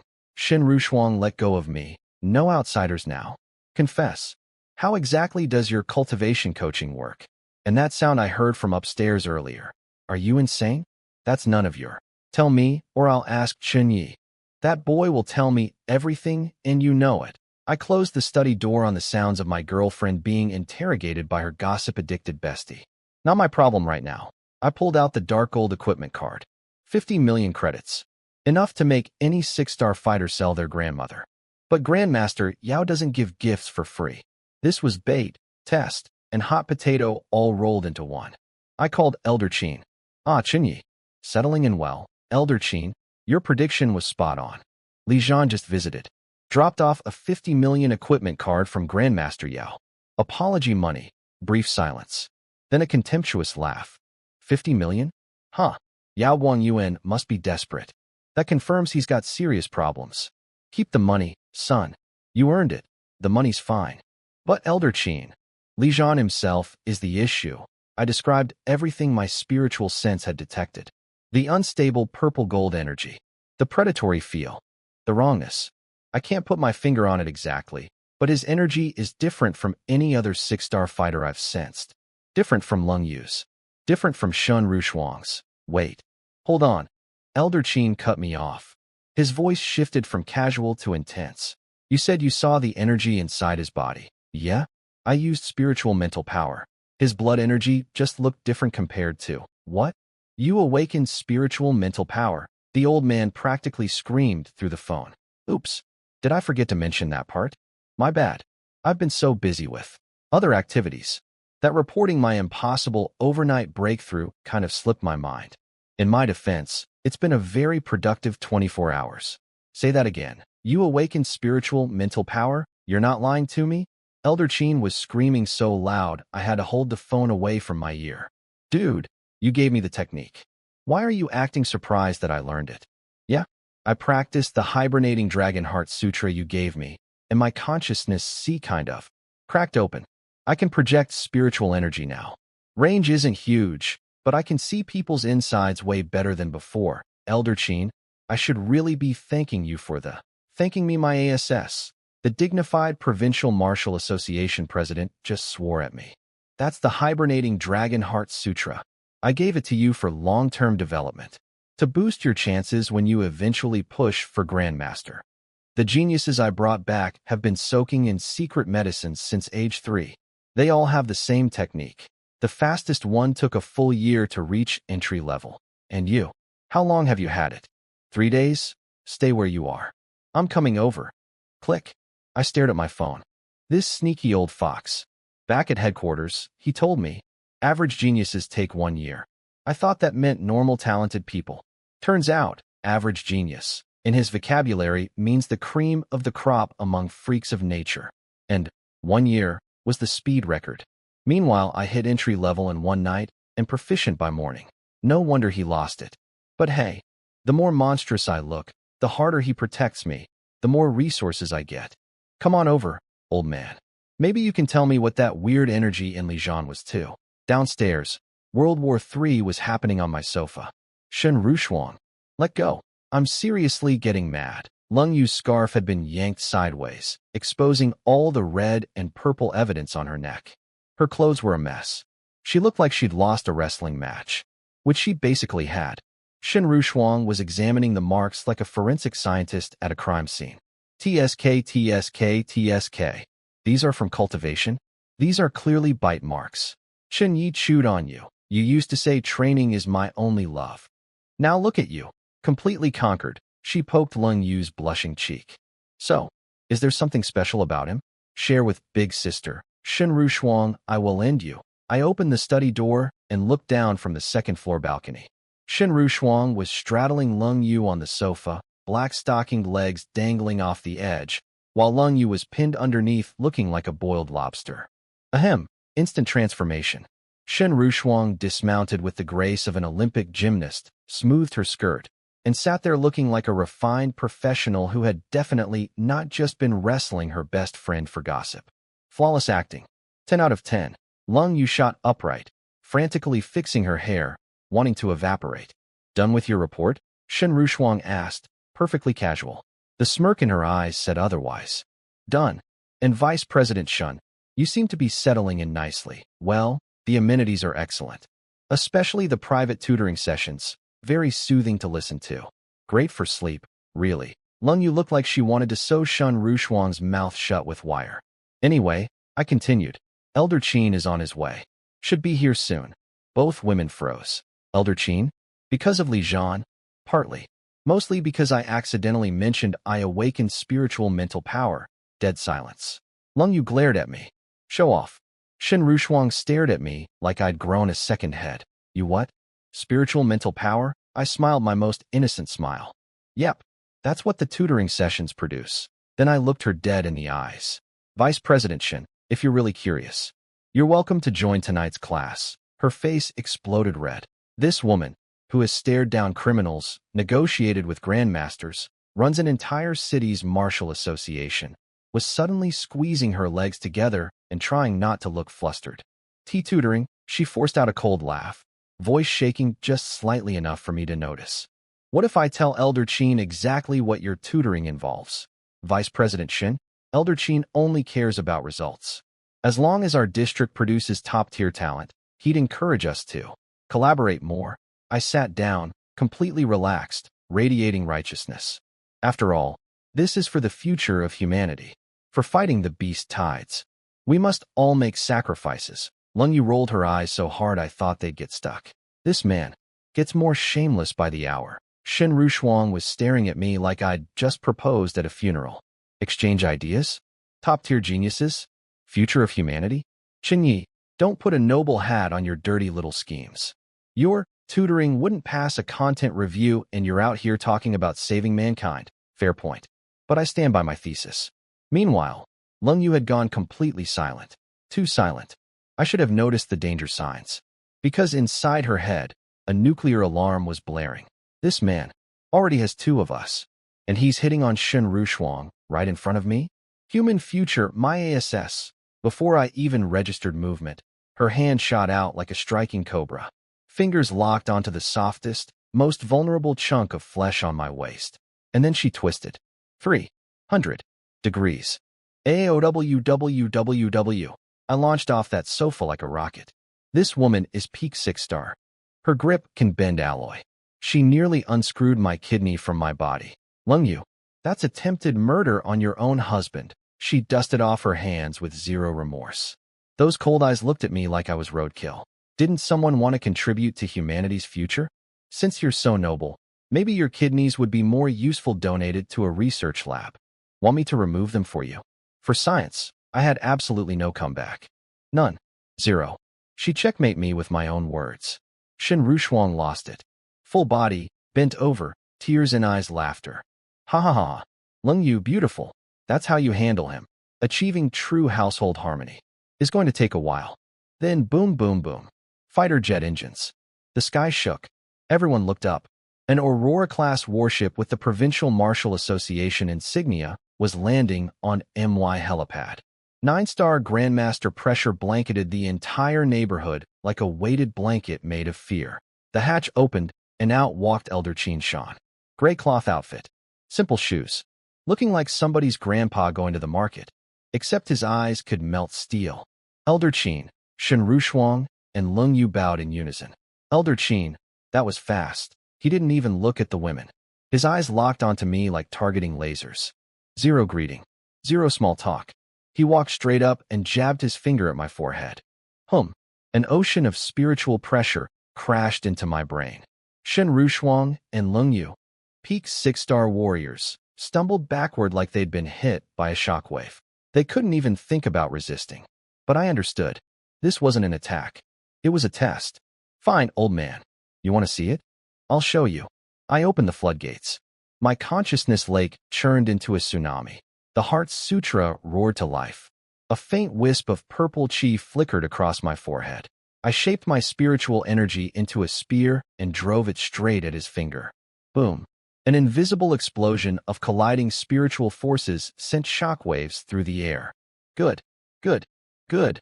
3 goods from a 9-star Grandmaster. That's basically a standing ovation.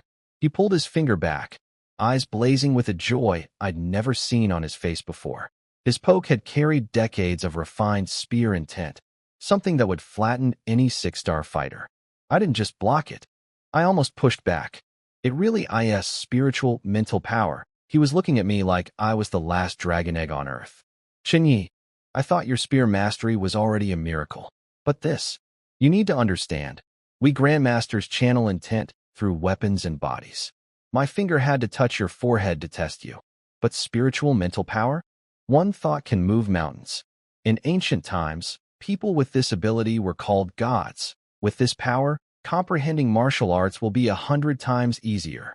1,000 times. Shen Rushuang's brain had officially blue-screened. She knew I was a freak. She did not know I was this level of freak. She was looking at me with awe and something deeper that she probably didn't even recognize yet. We went back inside. Elder Chen claimed the main seat. Shen Rushuang served tea. I described everything I'd sensed in Lijian. The unstable purple-gold energy, the predatory feel, the wrongness I couldn't quite identify. I've seen energy like that somewhere before, Elder Chen. I just can't remember where. SEE. A horrifying shriek tore across the sky from the east. So loud the floor-to-ceiling windows vibrated. So sharp it felt like someone driving an ice pick through my eardrums. Everyone jumped to their feet. We rushed outside. The sky, clear blue 5 seconds ago, had turned purple-red. Storm clouds churning. Lightning crackling inside them. A pressure in the air that screamed destruction. I stared at that purple-red sky, and boom. Something detonated inside my memory. I knew where I'd seen that energy before. The memory hit me like a freight train. Lijian's energy. That purple-gold, greedy, violent signature. I'd felt it before, on the South Sky Bridge battlefield. Its purple flame. The Beast Emperor's energy. The words flew out of my mouth before I could stop them. That stuff inside Lijian. It's identical to the purple flame thunder eagle's attack signature. Elder Qin's face went dark. But there was no time for questions because the sky was turning into a nightmare. Half the horizon had gone purple-red, clouds churning with lightning, radiating pure destruction energy. All of you, follow me. Elder Qin ripped off his gray robe, literally tore it apart, revealing dark gold alloy battle armor underneath. This old man was prepared. He kicked off the ground like a human missile, bounced up to his hovering Aurora warship 100 meters in the air, and, boom, gone. A streak of light shooting toward the purple apocalypse sky. I stood there blinking. Did he just say, follow me, and then fly away at Mach 5? I looked at Lung Yu. Lung Yu looked at me. We both looked at the empty sky where a 9-star Grandmaster had been standing 2 seconds ago. Was he serious? Follow you how? With what? My legs?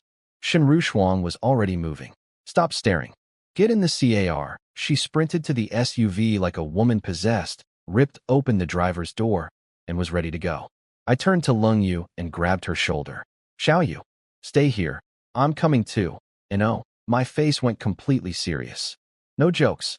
No games. Full authority. Listen to me. Stay home. Rest your body. The instant those words left my mouth, I realized what I'd done. Lung Yu froze. Her entire face went from battle-ready warrior to tomato. Not just her face, her neck, her ears, everything turned pink. Because, rest your body, in front of Shen Rushuang basically meant, yeah, I just announced to the world's biggest gossip that my girlfriend needs recovery time. In broad daylight. But I didn't have time to regret it. I was already sprinting to the car. In the driver's seat, Shen Rushuang's eyes were the size of dinner plates.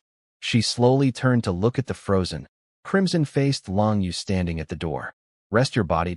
Her voice hit that specific pitch that meant her gossip reactor had gone critical. Don't listen to him.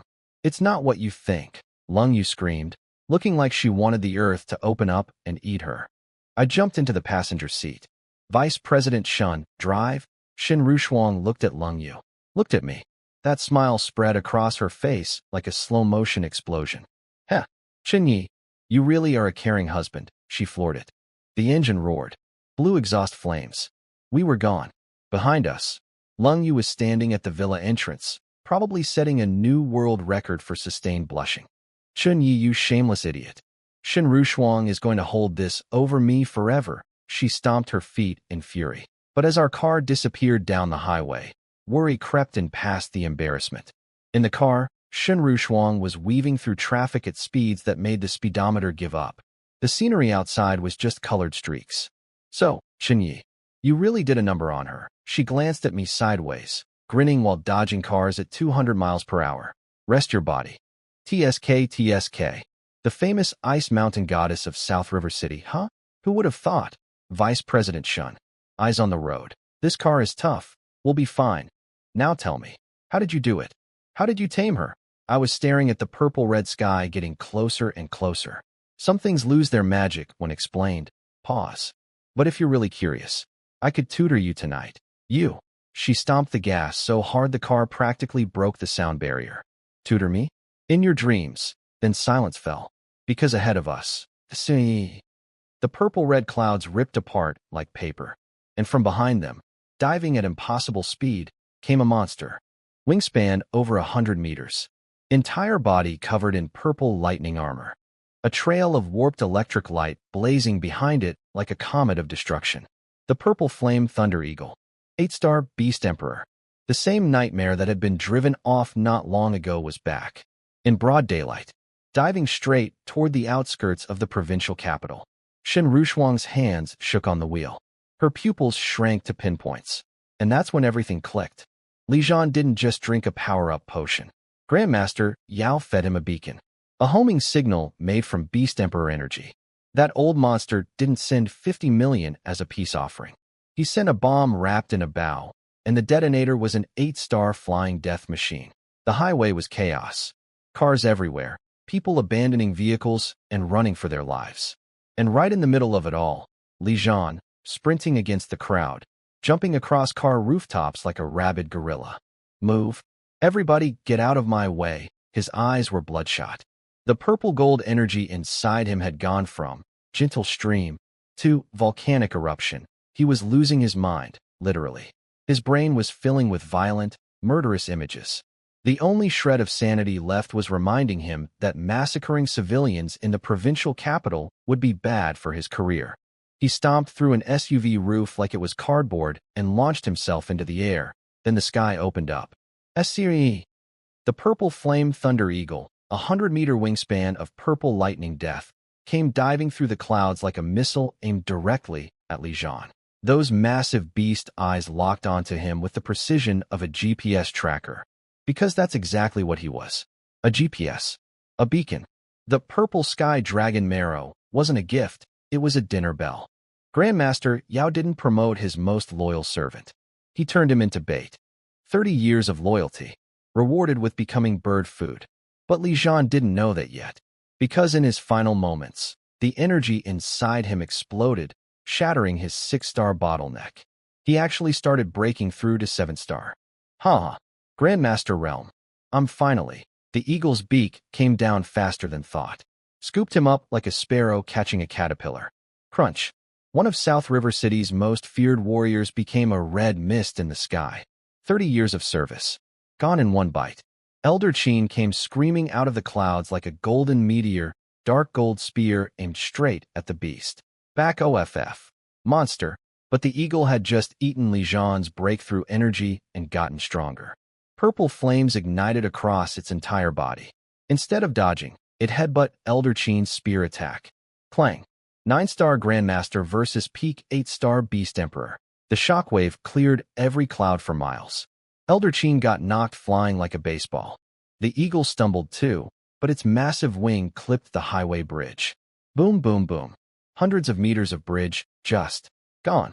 Alloy support pillars snapped like chopsticks. Cars, concrete, and screaming civilians plunged into the destruction below. Fire. Dust. Alarms shrieking. Absolute apocalypse. Get out of the car. I kicked the door open. Traffic was completely dead.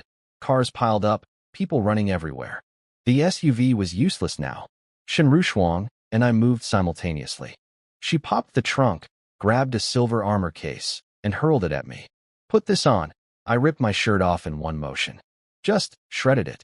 Fabric flying everywhere. Full muscle display in broad daylight. I caught Shen Rushuang staring. Her face went pink even in the middle of an apocalypse. That body. No wonder Lung Yu fell. The silver battle suit flowed over me like liquid metal. Done in 2 seconds. Your turn, Vice President Shun. Turn around. Don't look. I turned around. Like a gentleman. Then I peeked. Like a man. Had enough? She was already done, black skin-tight combat suit that made her curves look absolutely criminal. And she kicked me right in the butt. Ow. Vice President Shun. My eyes were closed the whole time. Closed? Your eyeballs were practically falling out of your head, she glared at me. But I saw it. That little spark of fear she'd been carrying since the eagle appeared. It had faded. The banter calmed her down. Good.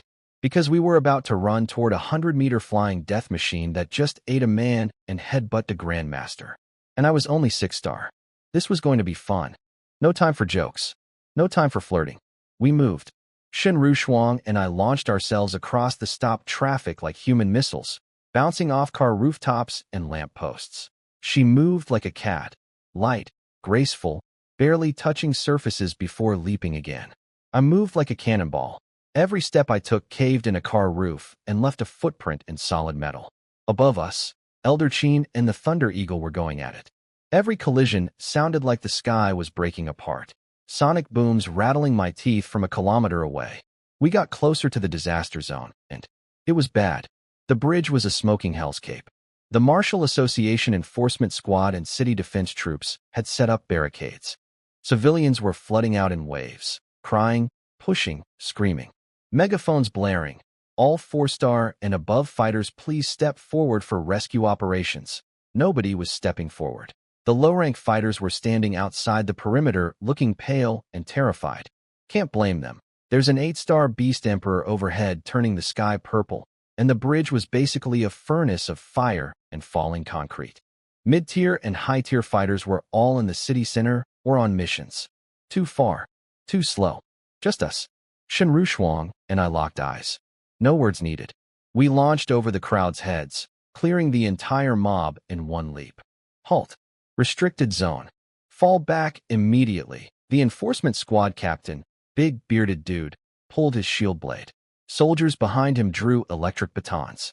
Shen Rushuang did a gorgeous mid-air flip, landed perfectly, and flashed her badge in one motion.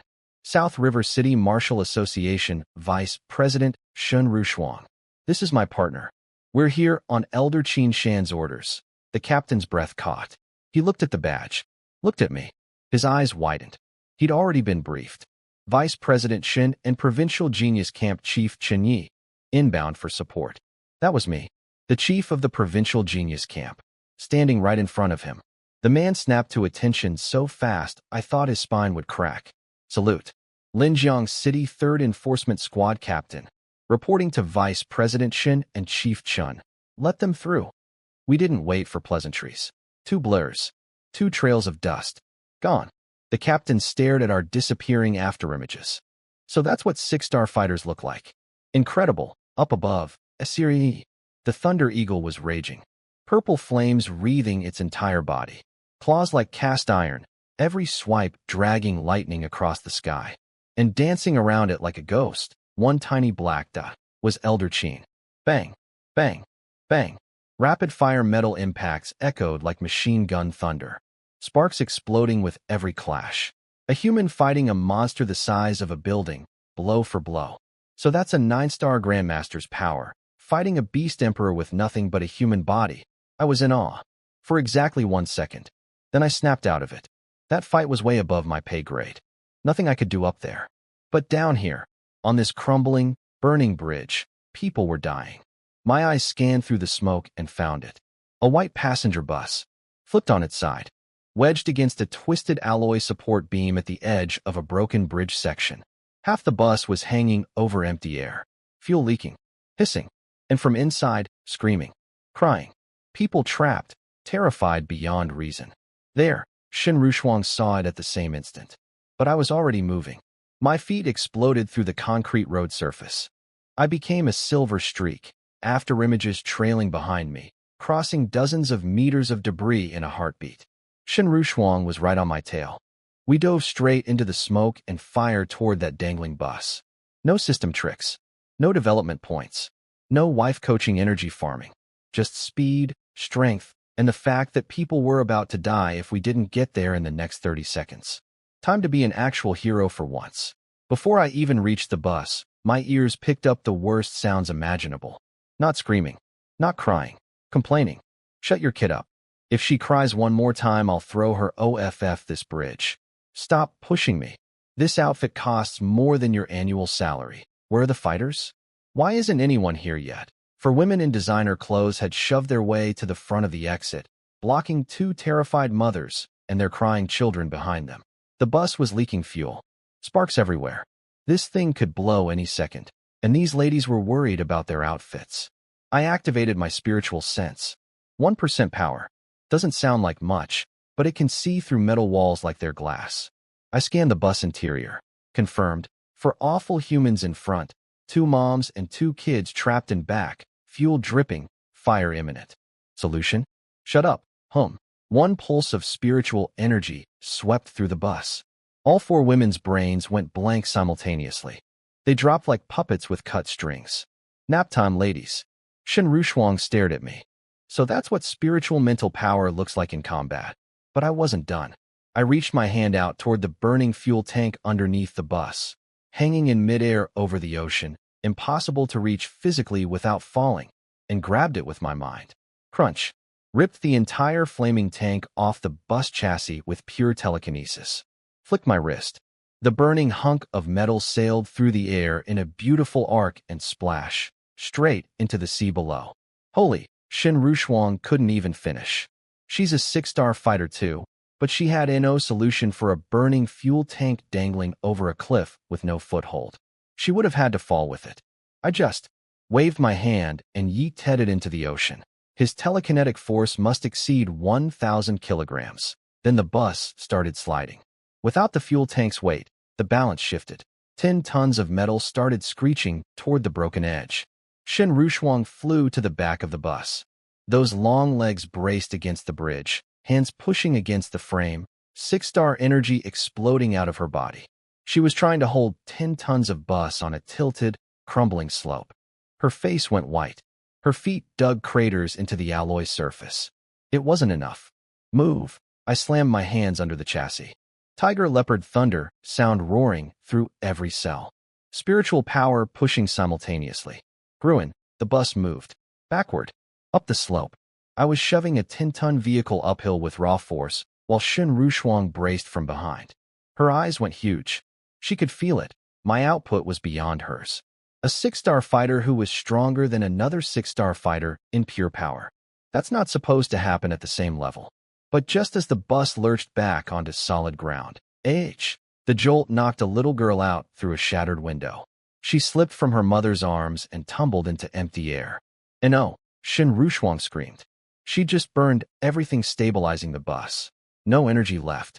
No way to reach the child. The girl was falling. And then she stopped. Midair. Just. Floating. Like someone pressed pause on gravity. An invisible hand caught her. My mind wrapped around her tiny body like a cocoon. She drifted sideways through the air, light as a feather, and settled gently into my arms. Wind blew past us. The little girl was too shocked to even cry, just staring at me with enormous eyes. I looked at Shen Rushuang and smiled. She's fine. Shen Rushuang exhaled so hard I thought she'd deflate. Cold sweat covered her forehead. She was looking at me like I'd just performed an actual miracle. Then the sky exploded again. A booming voice echoed across the entire city. You came here, beast. Now you're not leaving. Shen Rushuang's eyes lit up. That's Goldblade Su Lin. Another Grandmaster. 2 Grandmasters versus 1 Beast Emperor. Good odds, right? Wrong. Because the purple clouds split open again. And behind them emerged a second Thunder Eagle. Bigger. Meaner. 9-star. There. Married. I swallowed hard. The first eagle, bleeding, battered from fighting Elder Chen, heard its partner's call and immediately retreated into the clouds. The 9-star mate covered its escape. 2 Grandmasters stood in the sky, weapons raised, murder in their eyes, but neither pursued. A 9-star Beast Emperor plus its 8-star partner? Even 2 Grandmasters weren't eager for that death match. The beasts didn't want casualties either. Mutual deterrence. Cold war in the clouds. Both eagles vanished. The purple sky faded like a receding tide. Sunset broke through, painting everything in bloody orange light. I stood on the broken bridge and really looked at the destruction for the first time. Twisted metal. Crushed cars. Exposed steel beams dripping black oil. The smell of burning and blood thick enough to taste. Distant crying. This wasn't a novel anymore.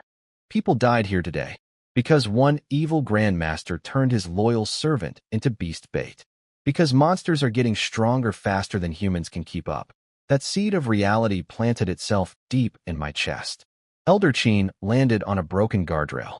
His left shoulder armor was shattered, the wound so deep the blood had turned black. 9-star life force was slowly misting up from the injury, self-repairing. Elder Chen, you're hurt. It's nothing. That beast's attacks carry thunderfire poison now. It's gotten tougher since last time. He took off his helmet. An old, wrinkled face. Tired eyes. He looked at the smoking ruins below. At the ordinary people trapped between life and death. And he sighed. That sigh was quiet. But it landed on my heart like a boulder. I'm getting old. Really old. He smiled. But it was the saddest smile I'd ever seen. I thought I could protect this province for another 30 years. But these beasts are evolving faster than we expected. He turned and looked straight at me. Those ancient eyes, cloudy but seeing everything. My only wish now is to hold on a few more years. Long enough for you kids to grow up. Long enough for someone in this province, in this whole southern district, to be strong enough to take this spear from my hands. The sunset stretched his shadow long across the broken bridge. For the first time since I got this system, since I started farming development points and joking about wife coaching, I understood what all this power was actually for. My tiger leopard thunder sound was rumbling inside me like a war drum, but my mind was ice cold. Elder Chen's words hit different after watching a bridge full of people nearly die. Chen Ye, grow faster. Spiritual mental power is impressive, but 6-star is nowhere near enough. He stared toward where the eagles vanished. What he didn't say out loud was louder than what he did. That 8-star eagle was knocking on 9-star's door. If it breaks through, those two lovebirds will unleash a beast tide this province hasn't seen in 100 years. And Elder Chen, already bleeding from today's fight, might not be able to stop it. I understand, Elder Chen. I won't let you down, but my brain was already doing math. Me getting stronger means my wives getting stronger. Which means, Elder Chen, what's the fastest way for me to break past 6-star? His eyes flared. Fast? Yes, you need fast. There's no shortcut except resources plus real combat. What you need is King Blood Essence, extracted from the heart blood of 5-star and 6-star Beast Kings.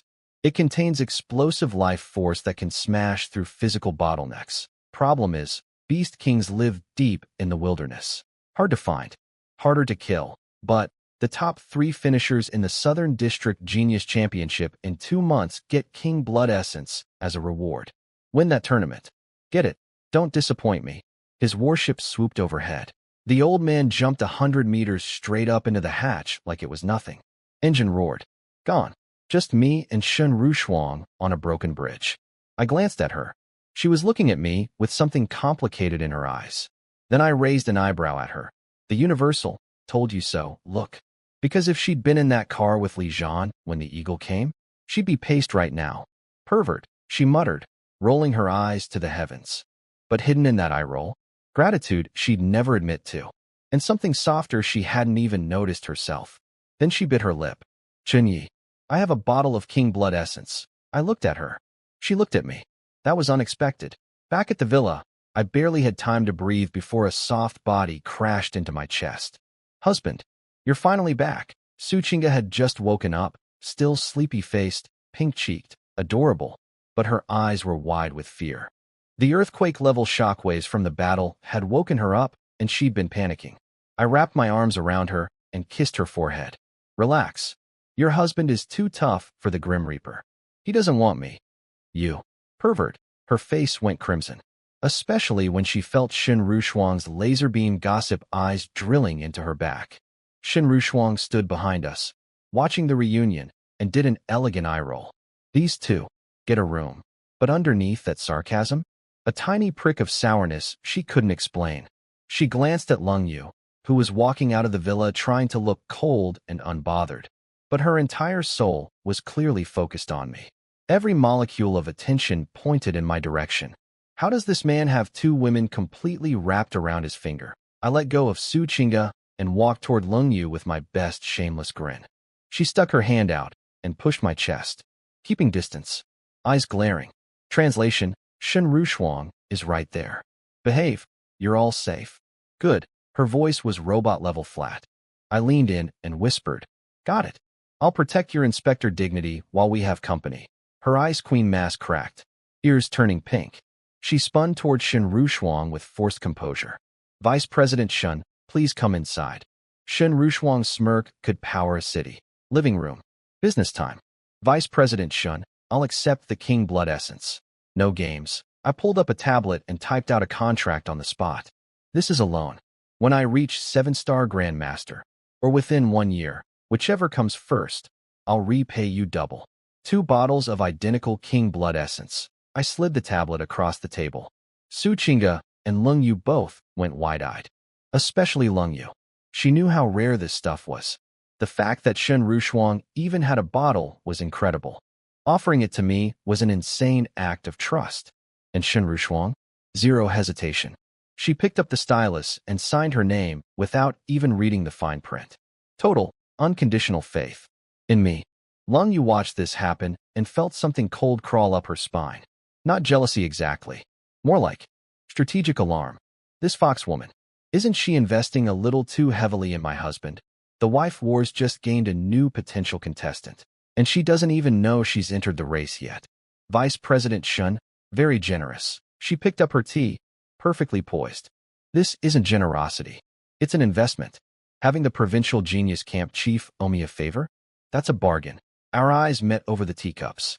Something flickered in hers that she quickly buried. But I saw it. Su Qingga saw it too. Her eyebrows twitched. The 2 inside haven't calmed down yet, and now there's another one circling like a hawk? She sighed quietly, looking at me with a mixture of pride and exhaustion. This man is becoming a lamp, and every butterfly in the province is heading this way. Welcome to my life, Chinga.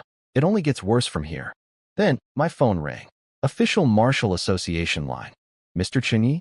This is the Provincial Martial Association Secretariat. Ultra-sweet professional voice. Maximum respect energy. On behalf of the Provincial Association, we extend our highest admiration. Your heroic actions during today's Linjiang City Highway Bridge incident have been fully recorded by on-site equipment. Following an emergency meeting, the Provincial Association has decided to award you the title of Annual Rescue Model and grant you one S-Class technique of your choosing. Hold up. It's been less than 2 hours. They already had an emergency meeting, decided on awards, and picked out an S-Class technique? That's not bureaucracy. That's Elder Chen speed running the entire approval process. Additionally, in 3 days, the association will host a charity gala and commendation ceremony at the Linjiang Victory Hotel. Many high-ranking provincial figures will attend. You are cordially invited as a special guest of honor. Show up for one evening, grab an S-Class technique. Network with the province's elite? That's the easiest yes of my life. I'll be there. I hung up and rubbed my chin. Something about this felt bigger than just a good job pat on the back.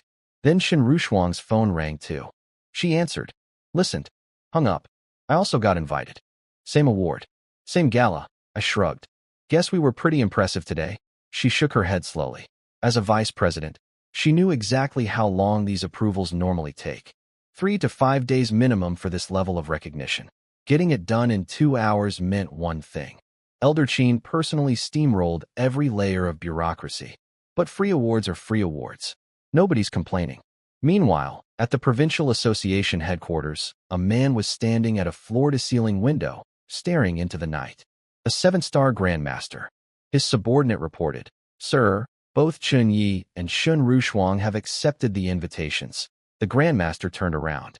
His eyes were full of emotion, gratitude, relief, and a debt that weighed heavier than mountains. Because that little girl I caught falling off the bridge, that was his niece. His older brother's only child.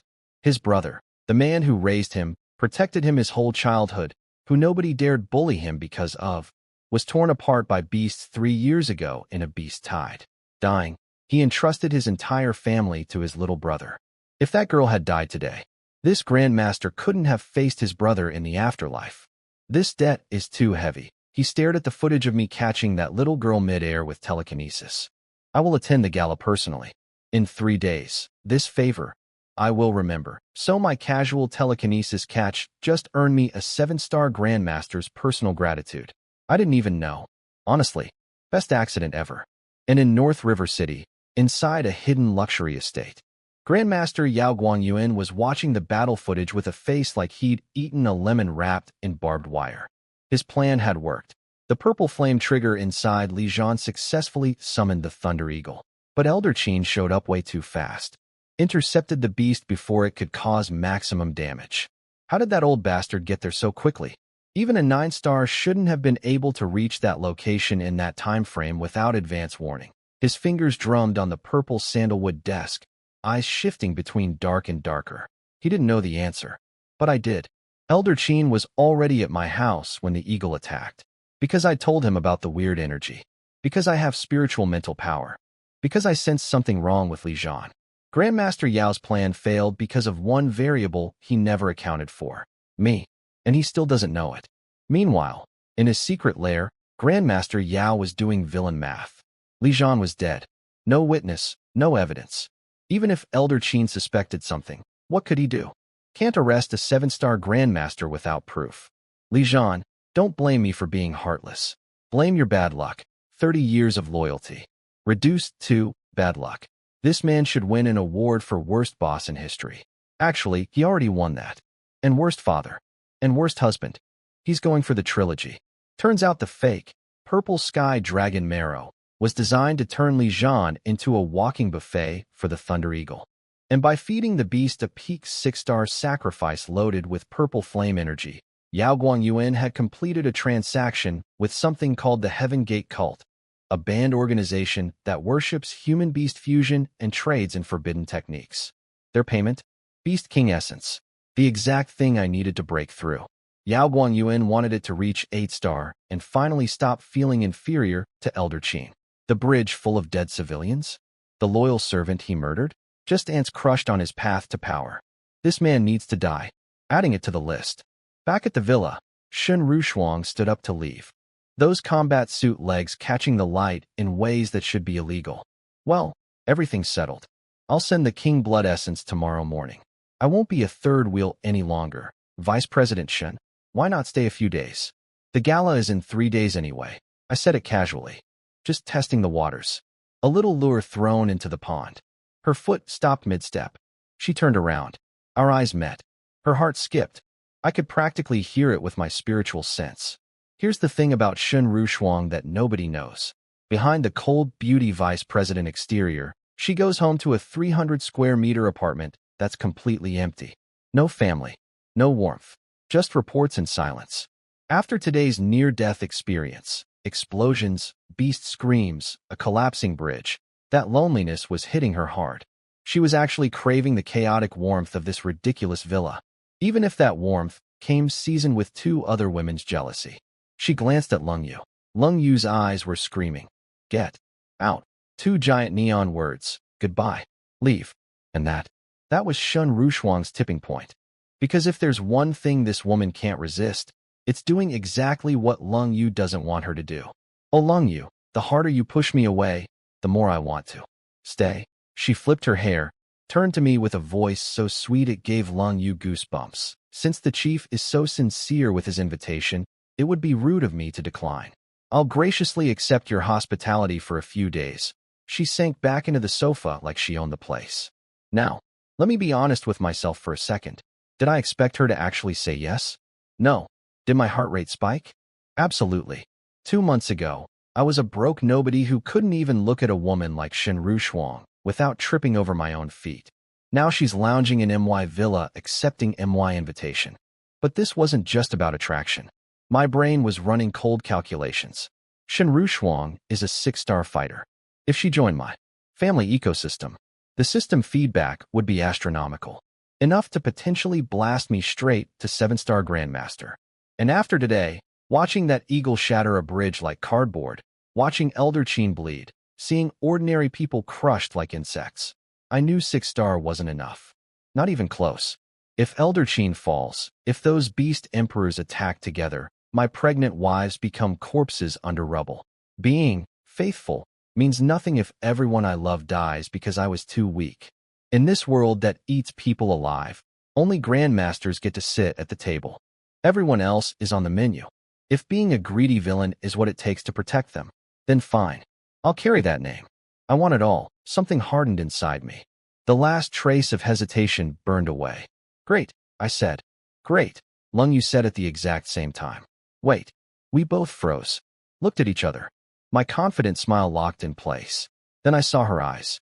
Those were not great, welcome eyes. Those were, I will dismember you in your sleep, eyes. Lung Yu said, great, the way a serial killer says, great, when they find out their target is staying overnight. I may have miscalculated. Lung Yu moved at a speed I've never seen outside of actual combat. Before I could even blink, she was on her feet, across the room, and had Shen Rushuang's arm locked in a grip that looked friendly but was clearly rated for restraining prisoners. Stay? Great idea, Rushuang. Her smile was the scariest thing I've seen today, and I literally watched a man get eaten by a giant eagle. We haven't had a proper girls' night in so long. I have so many things I want to talk about. All night long, she started dragging Shen Rushuang toward the stairs. Not walking, dragging. Like a bouncer removing a troublemaker from a nightclub. Let's go? Right now. Shen Rushuang barely had time to react.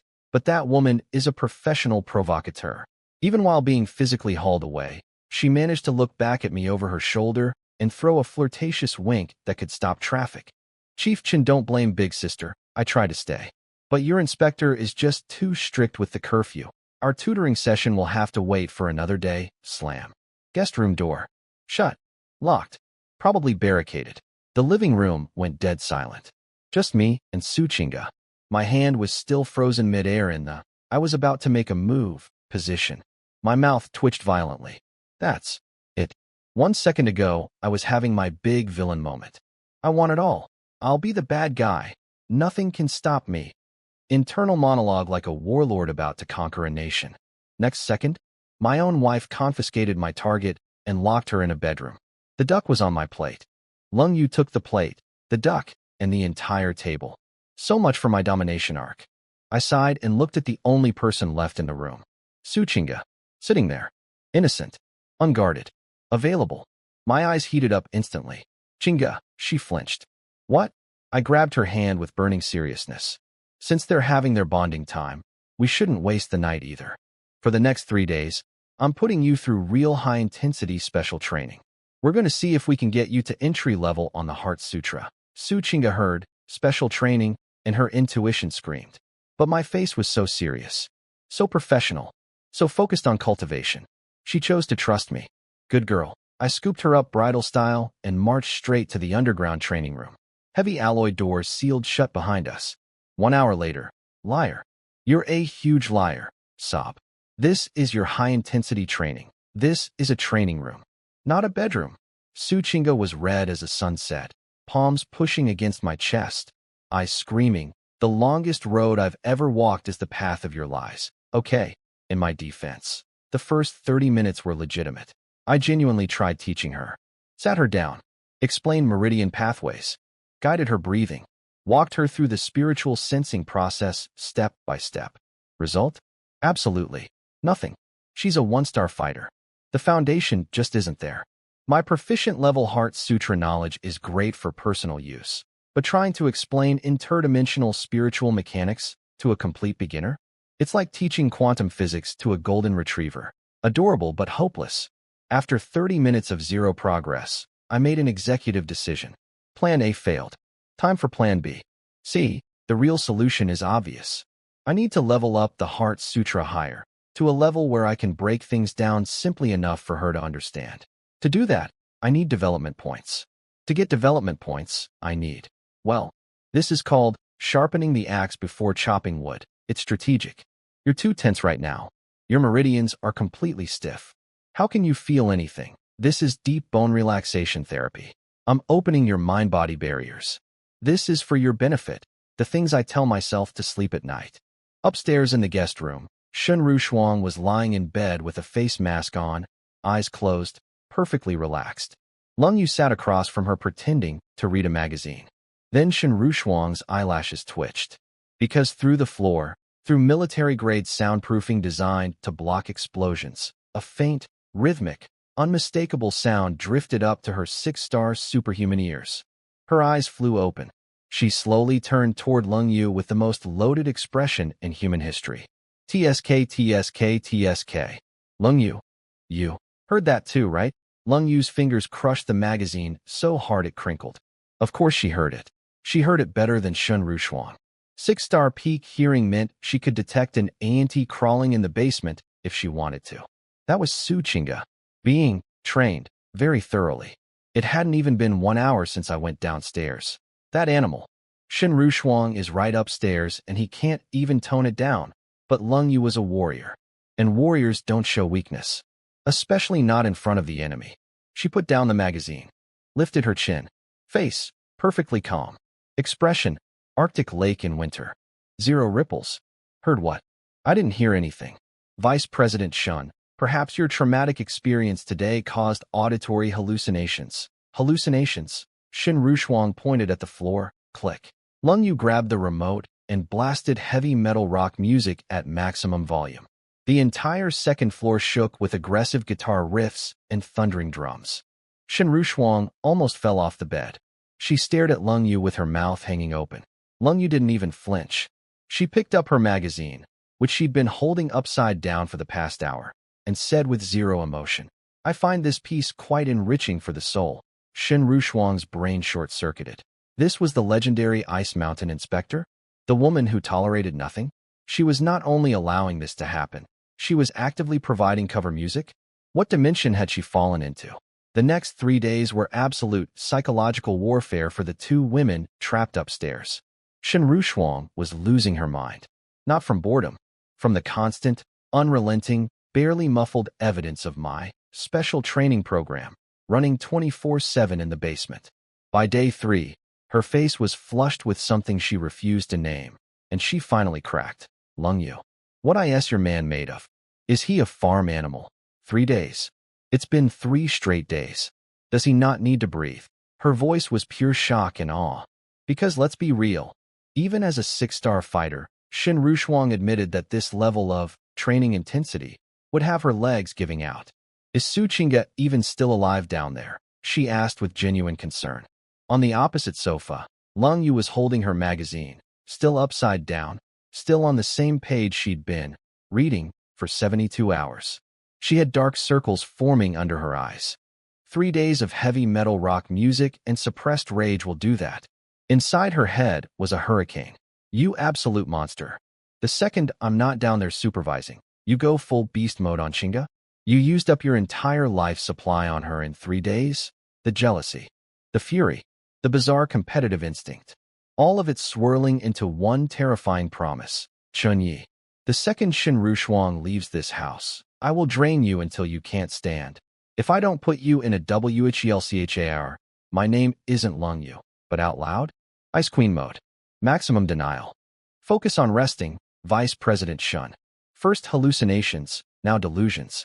Your condition is deteriorating rapidly. I'm concerned. Meanwhile, deep in the basement. Well, let's just say the hibernating Dragon Heart Sutra was making excellent progress toward mastery level. And Su Qingge, she was alive. Barely. Questioning every life choice that led her to marrying a man with unlimited stamina and zero shame. 3 days of deep bone relaxation therapy. 3 days of opening mind-body barriers. 3 days of Lung Yu's upside-down magazine. My household is completely insane, and I regret nothing. Boom. If entry level was a well, and proficient was a lake, then mastery was a full-blown Big Bang inside my skull. My consciousness tripled in size. Spiritual energy flooding every corner of my brain like someone opened a cosmic dam. Ding. Spiritual mental power, 3%. Total, 4.1%. I opened my eyes. For a split second, my pupils turned completely dark purple. Like a demon lord waking up from a nap. An invisible psychic storm exploded outward from my body, sweeping the entire basement. Time to test this bad boy. Rise, one thought. That's all. And a 2,000 kilogram specialty alloy barbell in the far corner of the room, the one Su Qingge uses for exercise, just floated into the air. Effortlessly, like picking up a feather with my brain. Last time at 1.1%, I couldn't budge it. Now, child's play. I gently carried my unconscious wife, who had been trained into a coma, to the restroom and tucked her in. She was so deeply asleep that a bomb wouldn't wake her. 3 days of intensive cultivation will do that to a person. Then I walked over to the strength testing machine. Time to see what this body could really do. Standard punch first. Hips and fist aligned.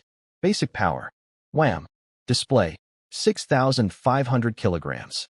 65% gene development. 6,500 kilograms output. Math checks out. Normal. But normal is boring. I grabbed a pair of special protective gauntlets rated for Grandmaster level impacts. Took my stance. Started charging everything. Perfected Azure Dragon Spear intent, surging through my mind. Spiritual mental power, wrapping around my fist like invisible armor. Physical blood energy, roaring through every cell. 3 forces. 1 fist. Combined. HAA, boom. The entire underground chamber shook. The villa above us trembled like an earthquake hit it. I actually stumbled back half a step from my own punch. I looked down at my hand. The Grandmaster-rated gauntlets had disintegrated, shredded into confetti hanging off my knuckles. My fist bones were throbbing. If those gloves hadn't absorbed some of the recoil, my whole arm would have exploded from the backlash. And the testing machine? The screen was spitting garbled nonsense. Black smoke rising. The alloy target was caved in so deep it looked like a meteor crater. This machine maxes out at 30,000 kilograms. I just broke it with 1 punch. Chen Ye. What happened?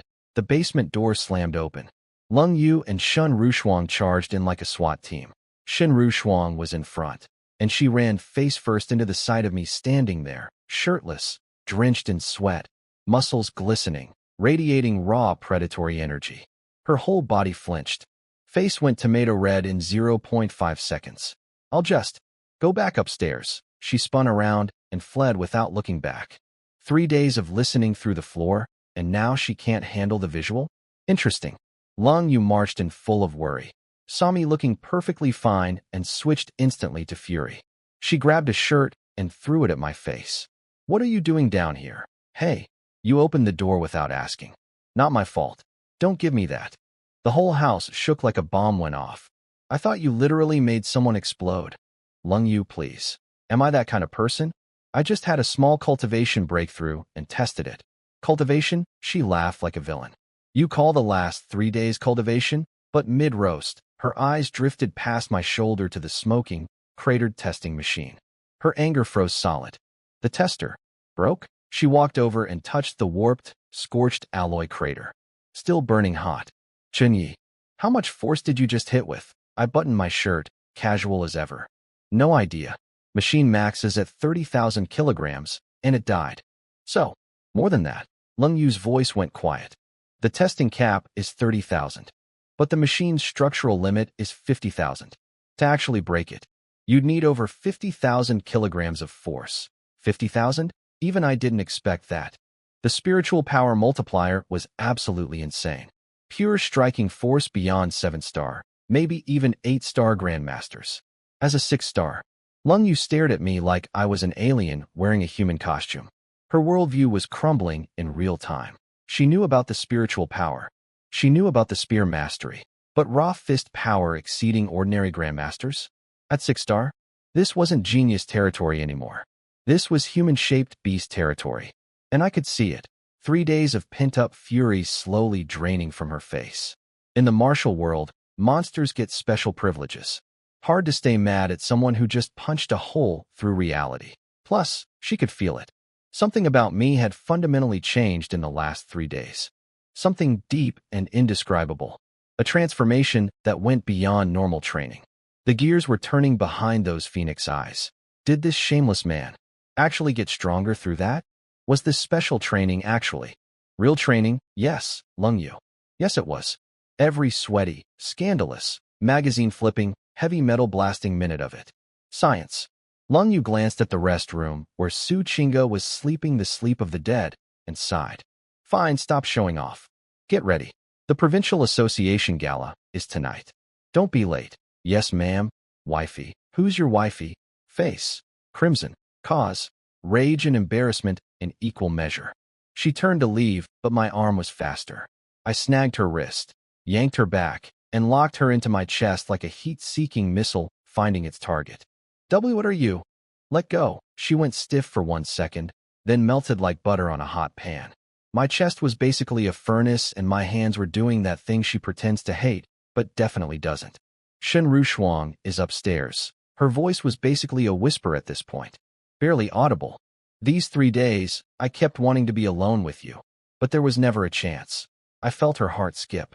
The anger crumbled. Sweetness flooded in. But then she remembered the 3-day marathon downstairs, and her jealousy reignited. Oh, really?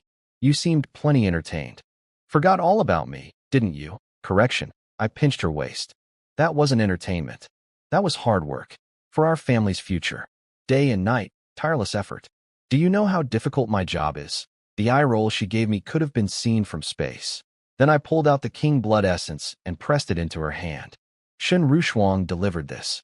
I've been holding it for you. Tonight, while I'm at the gala, you stay in the training room and drink it. Go into closed cultivation. Her eyes went wide. This is yours, dummy. What's mine is yours. You get stronger, I get stronger. How many times do I have to explain this? All resistance evaporated. She cursed at me softly, pocketed the vial, and I could practically see hearts floating around her head. Upstairs, Shen Rushuang was already waiting in a backless black evening gown that should be classified as a weapon. Curves so dangerous they could cause traffic accidents. She kept glancing at the basement entrance with suspicious eyes. They've been down there a while. Are they? Her brain supplied an image of my shirtless body from earlier, and her face went hot. I walked out looking fresh in a perfectly tailored dark suit, clean, sharp, radiating main character energy. Where's Lung Yu? She smirked. Closed cultivation. Breaking through. Tonight it's just us. I offered my arm like a gentleman. Vice President Shun. I'm afraid you'll have to be my date this evening. She blinked. Then understanding dawned. Then a devastating smile bloomed across her face as she hooked her arm through mine. Little boy, sending Lung Yu away on purpose? Getting bolder by the day, 1 hour later. Linjiang Victory Hotel. Provincial Association Gala. Crystal chandeliers. Gold light everywhere. Champagne flowing. The entire building locked down with vice president level security. Every noble family, government official, and young elite in the province packed into one room. Then I walked in. The entire ballroom went quiet. My suit was doing work. 6-star peak physique filling out every tailored line. But the real showstopper was the mastery-level Heart Sutra effect, an invisible aura of depth and mystery that made me feel like a bottomless well. People couldn't look at me without feeling their hearts race. Shen Rushuang on my arm was absolutely stunning. But even she, this goddess-level beauty, became the supporting character next to whatever energy I was radiating. Who I asked that? When did the province get someone like him? So young. I can feel his blood energy from across the room. Those eyes. I looked at him for 1 second and got dizzy. Noble ladies and family princesses were whispering everywhere, fanning themselves, trying not to stare. In the center of the hall, the 3 top young elites of the province, Zhao Kuanxian, Qian Yutong, and Sun Mengdai, were holding court surrounded by bootlicking second-generation rich kids. The instant I walked in, all 3 of them put down their drinks simultaneously, exchanged looks, then walked over and greeted me first, in front of everyone. The entire room lost its collective mind. Did Zhao Kuanxian just approach him? Qian Yutong never initiates conversation. Who I asked this guy? Must be from the capital. A group of pretty noble girls cornered Sun Mengdai. Who I asked that gorgeous man? Sun Mengdai looked at me, then at Shen Rushuang on my arm, and I caught a hint of something sour in her voice. Stop guessing. He's not from the capital. His name is Chen Ye. He's the new chief of our provincial genius camp. Pause. Don't bother getting ideas. He's a real monster. And the woman next to him is Vice President Shun of the South River Martial Association. Peak 6-star, the socialites deflated instantly. Dreams crushed. Fantasies terminated. No wonder he's the chief. We definitely don't stand a chance. Then the room went dead silent. The main doors opened one more time. A man with shoulders like a mountain and an aura like a black hole stepped inside. Every footstep made the air heavier. The kind of pressure that doesn't just fill a room, it commands it. Grandmaster Lei, a 7-star grandmaster. And if I remembered correctly, the uncle of a certain little girl I caught falling off a bridge 3 days ago. This was about to get very interesting. Grandmaster Lei walked into the gala holding the hand of a little girl with big, sparkly eyes. And I immediately recognized her. That was the kid I caught mid-air with telekinesis on the collapsing bridge. Shen Rushuang saw her too and nearly choked on her own breath. She'd thought we saved a random civilian child. Nope. We saved a grandmaster's niece. I just smiled. Now it all makes sense. The rushed awards. The S-Class Technique Prize. The VIP Gala. Elder Qin didn't organize all this in 2 hours. Grandmaster Lei did. This whole evening was his thank you card. The man stepped up to the podium. Zero small talk. Pure authority. Tonight we honor the heroes of the highway bridge disaster. As a fellow martial artist, I want to express my personal gratitude. He patted the little girl's head, voice going unexpectedly soft. Among those rescued was my family. Without the warriors who intervened at that critical moment, my niece would be gone. The room erupted in whispers. A grandmaster's family was saved. Who saved them? That's a lifetime of favor. Every ambitious family heir in the room was practically drooling with jealousy. A grandmaster owing you a debt? That's a golden ticket to the top of society. Please welcome Provincial Genius Camp Chief Chen Ye and South River City Vice President Shen Rushuang to the stage. Every eyeball in the building pointed at me. Shen Rushuang and I walked up together. On stage, Grandmaster Lei personally pinned the medals on our chests. When he got to me, he paused. Those terrifying warrior eyes softened into something almost gentle. He put his massive hand on my shoulder. 2 pats. Thank you. 2 words. But they carried the weight of a mountain. You're too kind, Grandmaster Lei. That was it. Short. Clean. A grandmaster publicly backing me in front of the entire province's elite. The message was crystal clear to every person in that room. Touch these 2 and you answer to me. After that, The second half of the gala became the Chen Ye and Chen Rushuang show. Family heads lined up to toast us like we were royalty. Second-generation rich kids couldn't even get close. I basically got promoted to uncle generation status in one evening. Then we got pulled into a private VIP room. Grandmaster Lei was sitting behind a tea set, casually brewing tea, all his scary aura turned off. Little Ñoño was playing with toys on a cushion nearby. Sit. He poured us tea personally. A grandmaster pouring MYT. On stage, I kept things formal to avoid drawing too much attention to you. But here, let me say it properly. Ñoño let go of her uncle's hand and toddled over to us. Uncle. Auntie. Thank you for saving Ñoño. Uncle. Uncle? I'm an uncle now? My smile froze. I'm not even 20, and I've been aged up to uncle status by a 5-year-old. This is how mortality hits you. Meanwhile, Shen Rushuang was beaming. Getting called Auntie at nearly 50? She was thriving. Women are built different.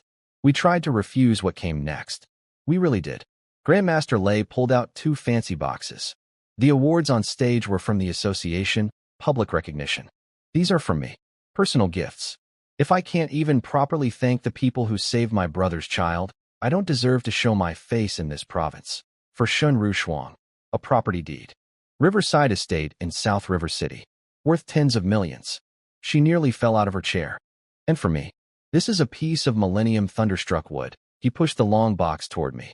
I practice body hardening techniques. Pure yang, pure force. This thing is just an ugly chunk of wood collecting dust in my warehouse. But I've heard that for people who cultivate spiritual mental power, objects that contain heaven's lightning energy can greatly nourish the spirit. I don't understand that stuff, but I figure it's better in your hands than rotting in my storage room. He said it casually, like giving away a piece of furniture he didn't want. But I knew exactly what this was. A Millennium Thunderstruck wood, infused with 1,000 years of natural lightning, was practically a legendary artifact for spiritual cultivation. The kind of thing money literally cannot buy. He was handing me a spiritual nuclear reactor disguised as clearing out the garage. I tried to refuse. Grandmaster Lei, this is too much. Don't be a woman about it. He waved his hand with authority that shut down all further protests. These things are useless to me. They'll be useful to you. Take them. End of discussion. So basically, I accidentally caught a falling child with my brain, and in return I got a medal, an S-class technique of my choice, a grandmaster's eternal gratitude, 1,000-year-old spiritual cultivation artifact, and the entire province knowing my name. Best catch ever. Grandmaster Lei pushed the boxes forward one more time. If you refuse again, you're disrespecting me. That's Grandmaster speak for. Take the gifts or I'll be offended. And offending a 7-star Grandmaster is approximately 0 slots above, jumping into a volcano on my to-do list. Then I gratefully accept. I reached for the Thunderstruck wood box, and the second my fingers touched it, my consciousness, went berserk. A tiny, invisible bolt of energy shot through the wood, through the box, through my fingers, and slammed into my spiritual core like a lightning strike from heaven itself. My brain lit up like a Christmas tree. The spiritual energy inside me started drinking from this thing like a man lost in the desert finding a water fountain. 1,000 years of accumulated lightning essence, feeding directly into my freshly upgraded mental power. It was like putting premium fuel into a race car. Like watering a plant with liquid miracle. What happened? Grandmaster Lei's eyes narrowed. He couldn't sense spiritual energy, but as a 7-star, he could tell something in my aura just shifted. Got tighter, cleaner, more refined. I exhaled slowly, forcing down the internal fireworks. Grandmaster Lei, this is incredible. This would genuinely nourish his spiritual power. The effect on my cultivation is beyond anything I could have imagined. His face broke into the biggest grin I'd ever seen on a Grandmaster. Haha, then it found the right owner. Use it well, kid. I want to see you dominate at the Southern District Championship in 2 months. Shen Rushuang was watching me with narrowed eyes. She couldn't feel what I felt, but she could read my expression. And she knew that chunk of wood was worth 100 times more than her fancy riverside property. The jealousy on her face was exquisite. Chief Chen really hit the jackpot tonight, she teased. We headed back to the main hall with Grandmaster Lei and little Ñoño. The whole evening had been an absolute heist. Metal, S-class technique, Grandmaster backing, Millennium spiritual artifact. All because I caught one kid with my brain. Return on investment, infinite. But as we re-entered the ballroom, something caught my attention. A server. Female. Her eyes were wrong. Tracking people with a focus that didn't match, carrying champagne. I quietly pulsed my spiritual sense toward her. Dark yellow beast energy. Faint. Hidden deep. Same type as what I detected in Lijian, just 100 times weaker. Same source. Same organization. Someone connected to the Heaven Gate cult was here. At a provincial gala. Wearing a waiter's uniform. I filed that away and kept walking. Not the time. Not the place. Then ding. My tiger leopard thunder sound fired off spontaneously. A deep, powerful hum resonated through my entire body without warning. Detected. Partner, Lung Yu, is actively refining King Blood Essence. 10x feedback triggered. Congratulations. Gene development 1%. Current gene development 66%. A river of heat poured into me from nowhere. Every cell in my body started partying. Blood flow accelerated. My skin took on a faint jade-like glow. That was Lung Yu. At home. In the training room. Absorbing the King Blood Essence I gave her. And I was getting 10 times the benefit while casually strolling through a gala in a suit. Good girl, Xiaoyu. Keep going.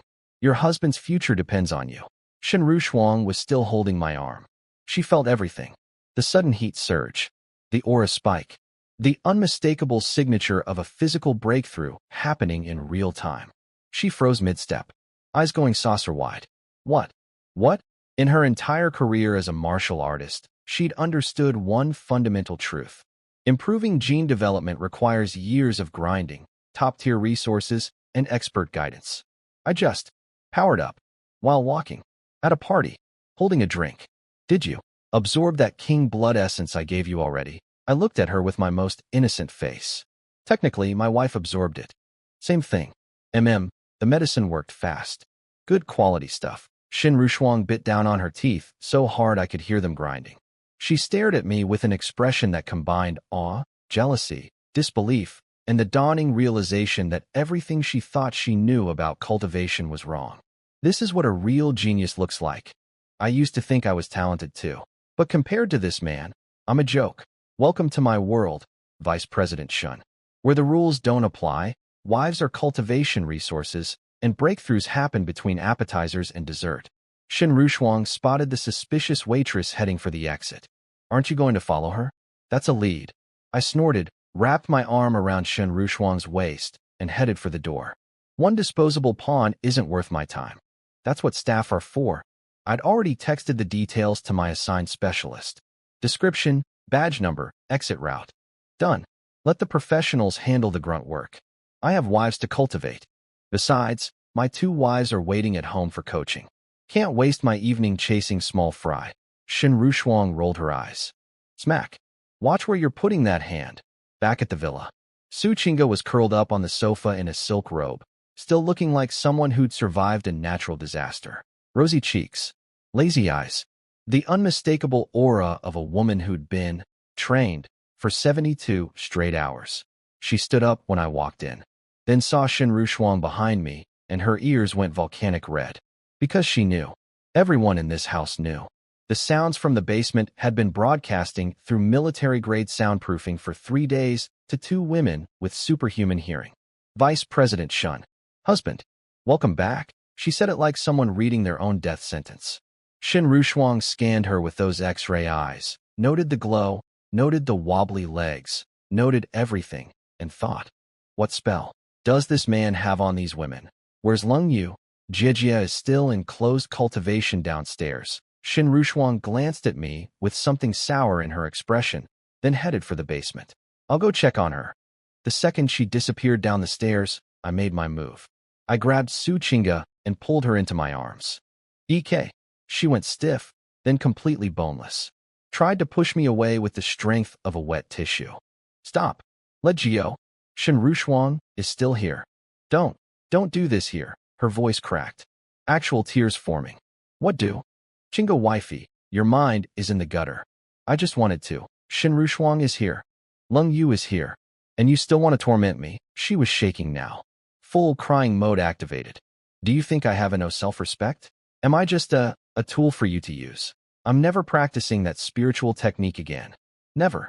Not in this lifetime. She buried her face in my chest and sobbed. Oh no. Oh no. I broke her. 3 days of deep bone relaxation therapy, followed by me immediately grabbing her the moment we're alone. From her perspective, I was an insatiable monster with zero regard for her dignity.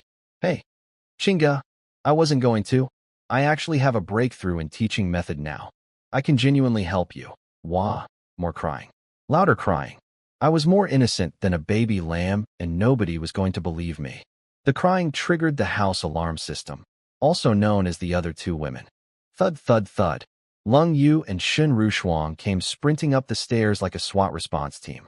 Lung Yu took one look at Su Chinga's tear-stained face, and her eyes went nuclear. Chen Ye, you bastard. Her palm came flying at my shoulder with the force of a 6-star peak warrior's fury. But here's where things got interesting. Half an inch from my skin, her hand hit an invisible wall.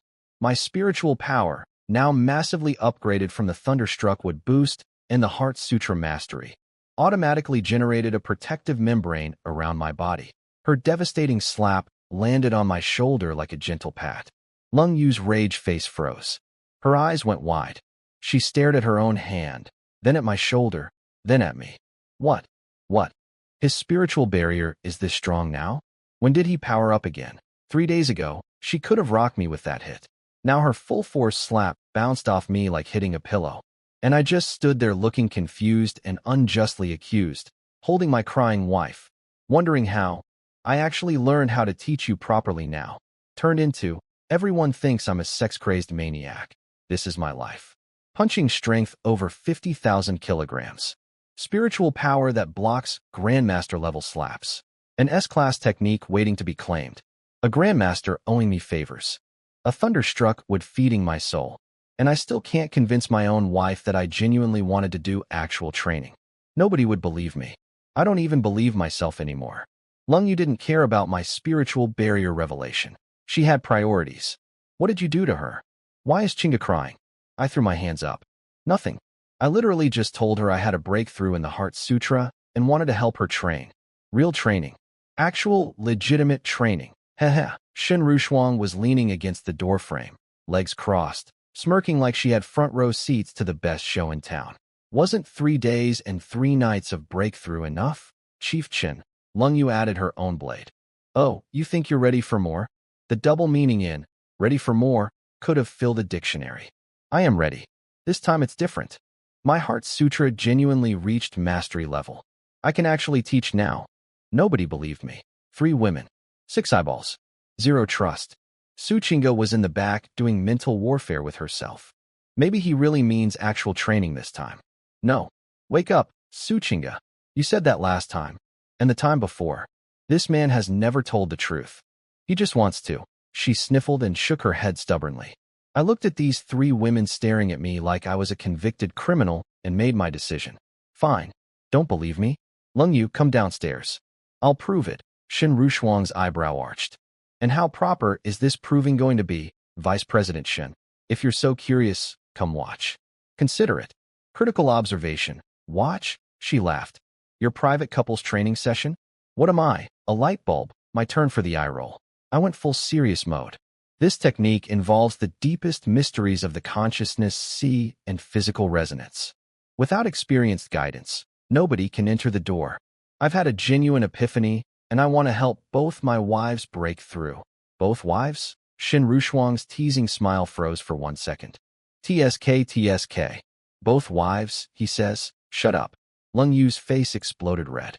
I just casually said, both wives, in front of Shen Rushuang like announcing the weather. Whatever. The secret had been obvious for days. Time to stop pretending. I straightened my back and delivered my masterpiece. Vice President Shen, there is nothing improper here. We are warriors fighting for humanity's future.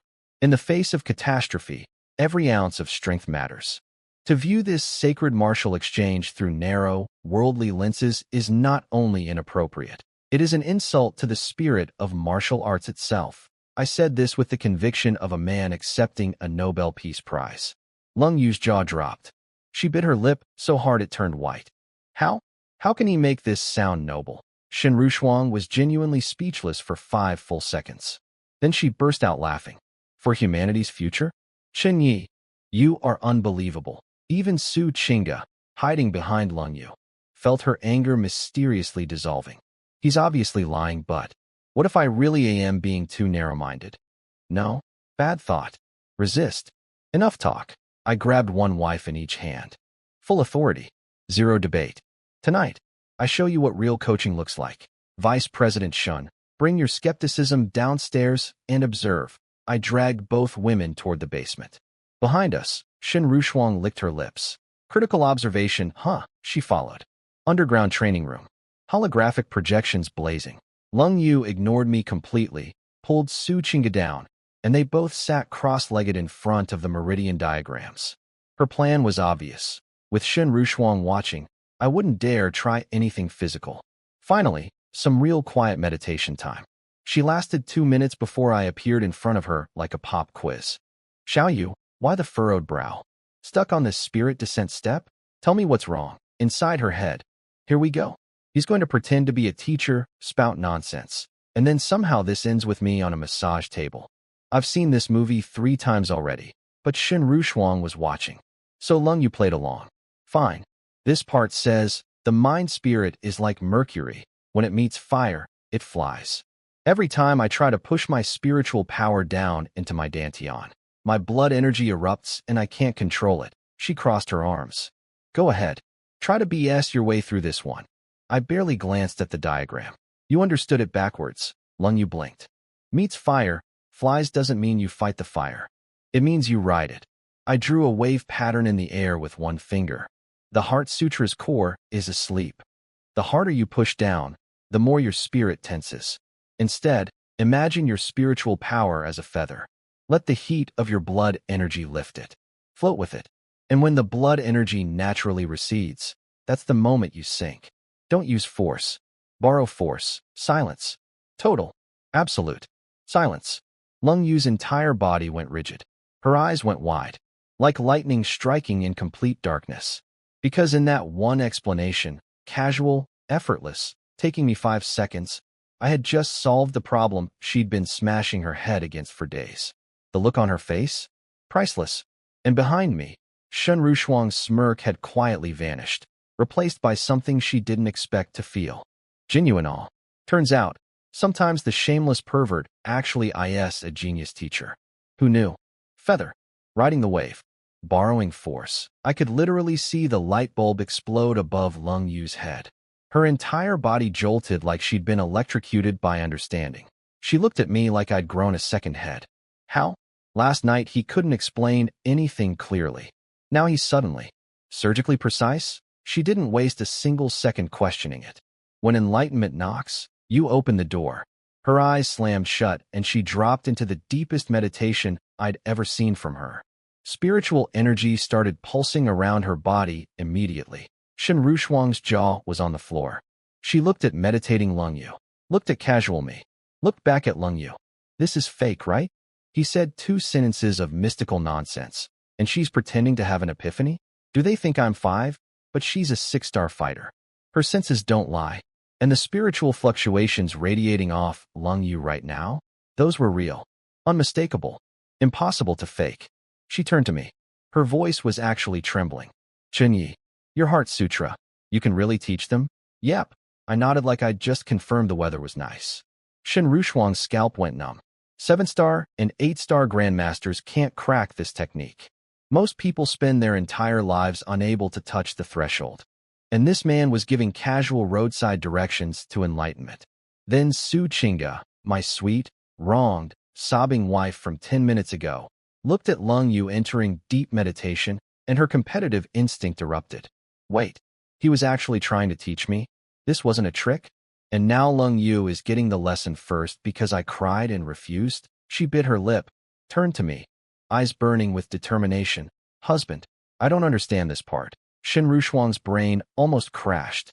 A 1-star fighter wants to learn an S-class spiritual technique that grandmasters can't master? Has everyone in this house gone insane? And then I said, sure, I'll teach you. I grabbed the wooden box from Grandmaster Lei, popped it open, pulled out the Millennium Thunderstruck wood, black as coal with faint purple veins pulsing through it, and handed it to Su Qingge. Hold this. A grandmaster gave it to us today. It helps with spiritual perception. Shen Rushuang was physically swallowing with jealousy. A legendary cultivation artifact being handed to a one-star fighter like it was a stress ball? Lunatics. This whole family is certifiably insane. But Su Qingge just took it, trustingly. Then asked me questions like a diligent first grader. Husband, this line, hibernate like winter. Does that mean empty my mind like falling asleep in the snow? Exactly. Imagine being buried in snow. And one point of mind spirit, you know that fuzzy moment right before you fall asleep? That exact feeling. 2 questions. 2 answers. Simple words. No jargon. Su Qingge closed her eyes. Her breathing instantly became long and rhythmic. She hadn't produced spiritual energy yet, but her state, that half-asleep, perfectly relaxed resonance, was textbook entry preparation. A 1-star fighter, 2 plain language sentences, and she was already entering the zone. Shen Rushuang stood there like she'd been struck by lightning. Mouth open, eyes the size of plates, brain on fire. She asked 2 kindergarten-level questions, and she's already in meditation state? What is this man? Then something broke inside Shen Rushuang. All her pride, her vice president dignity, her careful distance, her "I'm just here to observe" attitude. All of it crumbled like that highway bridge. Because she suddenly understood, she was watching something that grandmasters would BG for. Personal coaching from someone who could teach the unteachable. And this chance would never come again. Her breathing got faster. Her cheeks flushed. She turned to me. Those beautiful peach blossom eyes locked onto mine with raw, desperate hunger. Chen Ye, I want to learn too. Can you teach me? Her voice was dry, hoarse. Every drop of flirtation and teasing gone. Just pure, naked desire, for power, for growth, for the chance to touch something she'd never dreamed possible. I looked at her, deep purple flickering in my eyes. Let's talk upstairs. Don't disturb their meditation. I walked out without waiting for her answer. Shen Rushuang stood frozen for 3 full seconds. Looked at Lung Yu in deep trance. Looked at Su Qingge holding the thunder wood with peaceful concentration. Looked at the stairs where I'd disappeared. She bit her lip and chased after me. The hunter was becoming the hunted. And the shameless man who spent 3 days doing special training in a mirror-walled basement just proved he was, in fact, the greatest spiritual cultivation teacher in this entire province. Nobody will ever believe this story. Moonlight poured through the windows as I walked past the living room and headed straight upstairs to the master bedroom. I pushed the door open, hit the warm lights. Click. Shen Rushuang followed me in and closed the door behind her. The atmosphere went from 0 to dangerous in approximately 0.3 seconds. She was standing at the door, chest heaving, that backless black gown doing absolutely criminal things under the golden lighting. The composed, untouchable vice president facade? Gone. She actually looked nervous. Chen Ye, her voice had gone husky. She leaned against the door, arms crossed under her chest, which, let me tell you, did not help reduce the tension in this room. Chief Chun, bringing me to the master bedroom in the middle of the night, she stepped closer. One manicured fingernail traced a slow line across my chest, breath warm against my neck. Do you really just want to teach me cultivation? Full mature woman seduction mode. The kind of energy that would make any lesser man's knees buckle on the spot. Too bad for her. I'm not a lesser man. In one motion, I grabbed her wrist like a steel clamp and yanked her toward me. EK, she crashed into my chest. Full contact. Her eyes went wide with genuine shock. She'd expected me to flirt back, maybe stammer, maybe blush. She did not expect me to take control. I tilted her chin up with my other hand, forcing those gorgeous peach blossom eyes to meet mine. Purple light flickering in my gaze. Vice President Shun, weren't you the one begging me to teach you downstairs? Getting cold feet already? Her brain short-circuited. The scent of the room. My blood energy radiating like a furnace. The invisible blanket of spiritual power wrapping around her. The feeling of being completely overpowered by someone younger, stronger, and utterly in command. Something ancient and buried deep inside Shen Rushuang. Something she'd locked away behind years of authority and loneliness, ignited. The clever, teasing fox eyes went misty. Her body melted into me like she'd lost her skeleton. Every ounce of her, I'm in control. Energy evaporated like morning dew. She'd come upstairs thinking she was the cat. Turns out she was the mouse. And the mouse didn't want to escape. Ring. My specialist called. Worst timing in human history. But duty calls. I answered while multitasking. Mr. Chen, apologies for the late call. That female server you reported at the Victory Hotel, we deployed a 5-star strike team to track her. But she displayed extremely professional counter-surveillance skills and shook our 5-star team leader completely. Target is lost. My eyes went cold. Hand paused mid-motion. Lost her? Yes, sir. Deeply sorry. For someone to vanish under a 5-star fighter's watch. Mr. Chen, have you encountered any other unusual situations recently? Please contact us immediately if anything comes up. I felt Shen Rushuang tense against me, picking up on my shift in mood. Nothing else for now. I'll reach out if anything changes. Please be careful, sir. The situation is volatile. I hung up and tossed the phone aside. Purple light flickered through my eyes as I processed the implications. A spy at a high-security provincial gala, carrying beast origin energy, professional enough to escape a 5-star pursuit team, connected to the same organization that turned Li Zhan into bird food. Was this Grandmaster Yao again, or something bigger? The Heaven Gate cult? Either way, the message was clear. I was being watched. And whoever was watching had resources and skills that exceeded normal channels. I needed to get stronger, faster. Grandmaster level was the minimum safe threshold. Anything below that, and I was just a slightly bigger target. The path forward was obvious. And conveniently, the next step in that path was lying right here in my arms, looking up at me with eyes that had completely surrendered. Strategic necessity and personal desire, perfectly aligned. For humanity's future, of course. Several pages of content redacted by the author, Vice President Shun. That was just the warm-up. Come on, let's continue. Shen Rushuang heard. Continue. And her soul left her body. Her face went from flushed to ghost white. She shook her head so fast it could generate electricity. I can't. I really can't. Chen Ye, have mercy. I'm thirsty. I need water. Please let me rest. This woman commands an entire city's martial association. She's faced down criminals, negotiated with grandmasters, survived a beast emperor attack. And she was now begging for a water break like a recruit on day 1 of boot camp. I rolled my eyes, got off the bed, threw on a robe, filled a glass of warm water, and brought it back. What are you thinking? I flicked her forehead. I meant your meridians are wide open right now, and your blood energy is at peak activity. This is the perfect moment to practice the Heart Sutra. You've been begging me to teach you, remember? She chugged half the glass, then froze mid-sip. Stared at me. You're actually talking about cultivation right now? Stop wasting time. Sit cross-legged. Center yourself. My voice shifted, serious, commanding, laced with spiritual power. Teacher mode activated. Don't look at diagrams.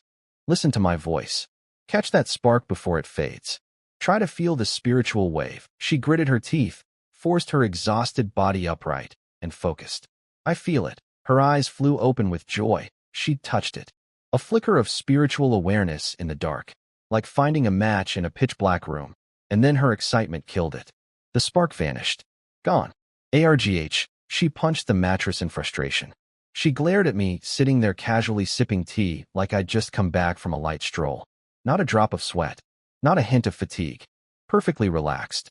She was so furious at the unfairness that she could barely think straight. Every genius in this province wakes up at dawn to grind. Elder Qin, Grandmaster Su, all of them dedicate every waking moment to pure training. And this man spends his time doing this. And somehow he's stronger than all of them. He's not human. He's a prehistoric beast wearing a human suit. She changed into her backup combat suit. Thank God she'd packed one. Because if she'd had to ask Leng Yuyi for clothes, she would rather headbutt a wall until death. Speaking of Leng Yu, Shen Rushuang caught her own reflection in the mirror. Flushed cheeks, dreamy eyes, that unmistakable post-cultivation glow. 2 days ago, she was mocking Leng Yu for falling for a man a generation younger, laughing at how the mighty Ice Queen got conquered. And now, we've competed our whole lives. Rankings, resources, even who's prettier. And now we're competing over the same man. Shen Rushuang, you've completely lost your mind. She went into the bathroom. Cold water. Need to think clearly. The shower started running. Then the bathroom door opened behind her. Get out. Let me shower alone. Protest denied. Much later, the bathroom door finally opened. Steam everywhere. I leaned in for one more kiss and got shoved back. She finally understood. Completely. Why Lung Yu, the proudest, coldest, most untouchable woman in the province, was utterly and totally under my control. Because I am not a human being. My stamina, my blood energy, my spiritual pressure. I'm basically a mythical creature in a man-shaped container. Shen Rushuang gripped the handrail and began the long, careful journey downstairs. Each step sent trembling waves of soreness through her legs. Every stair was a battle. She reached the landing between floors and stopped, because the basement training room door was opening at that exact moment. And Lung Yu was walking out. The new Lung Yu, radiating a sharp, compressed, blade-like aura. My earlier teaching had clearly worked. She'd made massive progress in her cultivation. Lung Yu looked up. Shen Rushuang looked down. Their eyes met. The air solidified. Two 6-star peak female warriors. Former rivals. Current. Something else entirely. Both standing on different staircases. One coming from the training room. One coming from the bedroom. Both walking funny. For very different reasons. The silence was so thick you could cut it with a sword.